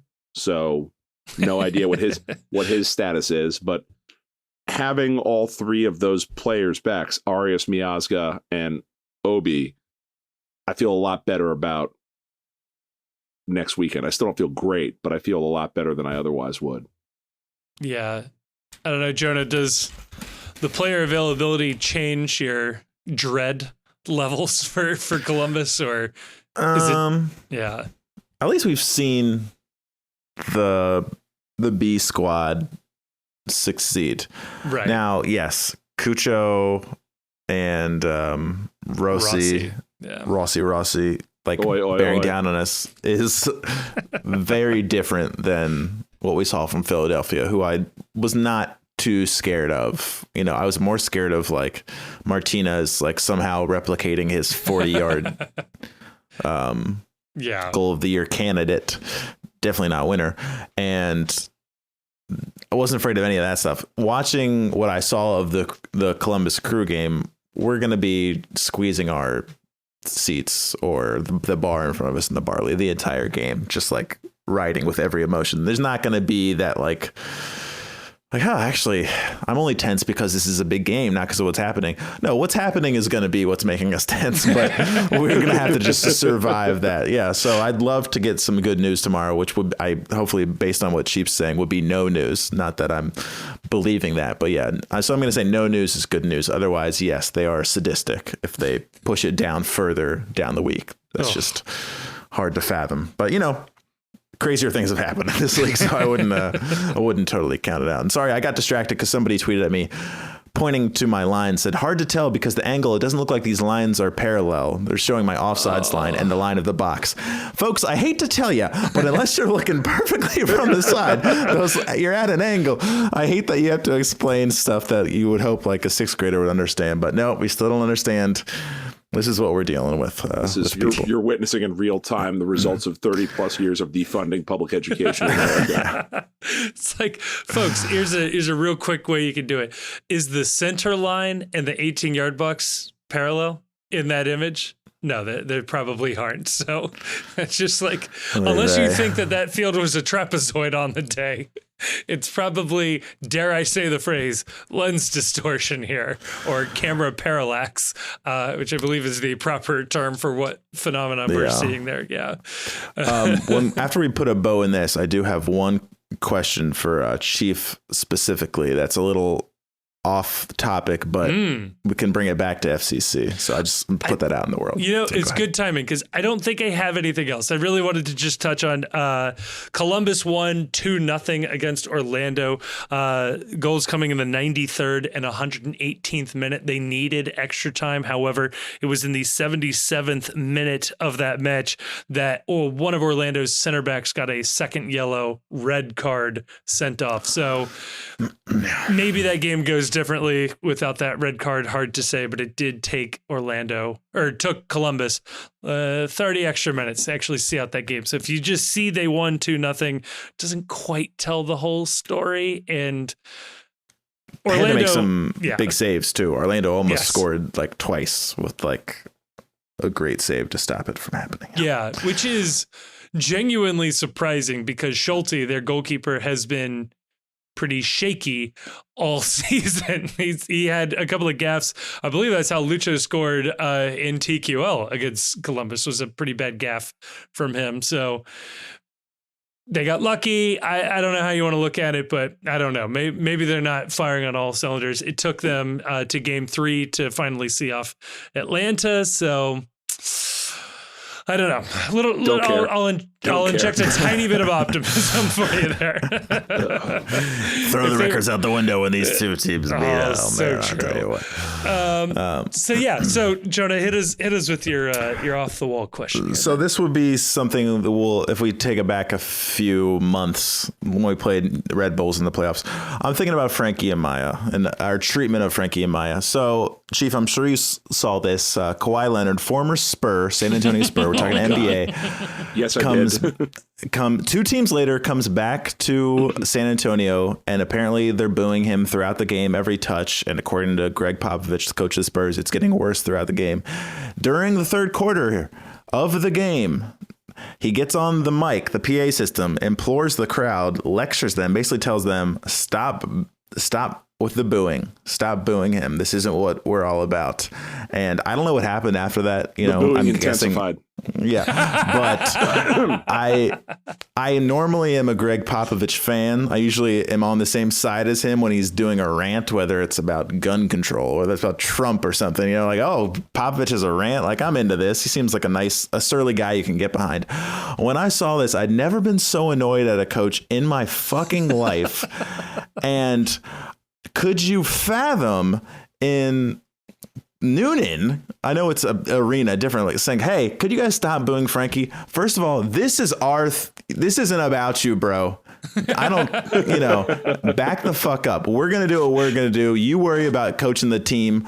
We're going to boo the fuck out of a former player who quit on us or didn't want to be there. First of all, Chief, by the looks of it, you know what I'm speaking of. Yes. Did it rub you as poorly as it rubbed me, or are you going to shock me and take another stance on this? No, it absolutely. It was just like, this was a clown move by Pop. And I'm like you. I usually like Greg Popovich. I like the program he runs down there. Where I will give him his credit, and that's that I am always here 100 times out of 100, 1,000 times out of 1,000. for at any point a coach grabbing a live mic in the arena or in the stadium during a game. I think it needs to happen more often. We really haven't had a good one of these in a while. I just think back to the all-time great clip of Sam Weish addressing Riverfront Stadium, telling people, "You're from Cincinnati, not Cleveland. Act like it." And just what an electric moment that was in that space. So I'm hesitant to criticize Pop too much because I don't want coaches to get gun shy about grabbing the house mic and cutting a promo every so often. I want this to happen more often. That's fair. But no, what the first thing I thought of about this is that this is some Mike Krzyzewski shit. This is, you don't understand. We're classier than this here. We're bigger than this. But what you're really doing is you're making the moment about you. And it's hard not to think that when he grabbed the microphone, the first thought in his head also wasn't going to cement my legacy right here, that it's bigger than sports. It's like, no, you firmly misjudged this. But if Pat Noonan does want to grab a live mic at some point during this game, and if he does that, I'm not going to be mad about it as long as the first words out of his mouth are, "Fuck Columbus."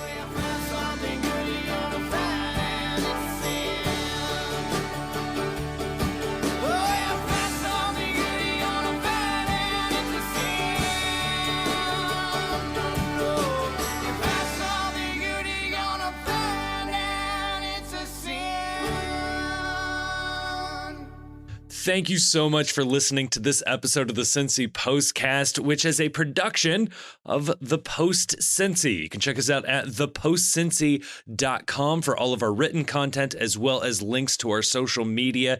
You can follow us on Twitter, and as well, you can join us on our Discord server. You can find links to that server both in this episode description as well as on our website. That is where most of our conversations are going on. We have a lovely community there talking about FC Cincinnati, MLS, anything and everything else and everything in between.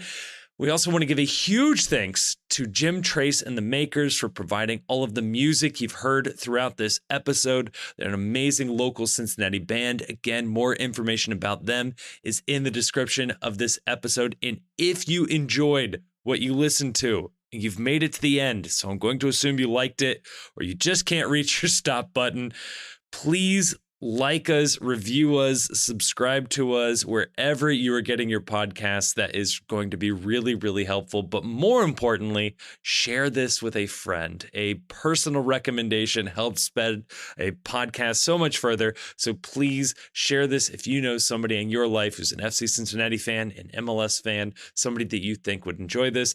Pass it on over. Thank you so much again for listening. It blows me away that people continue to listen to us, and thank you so much again.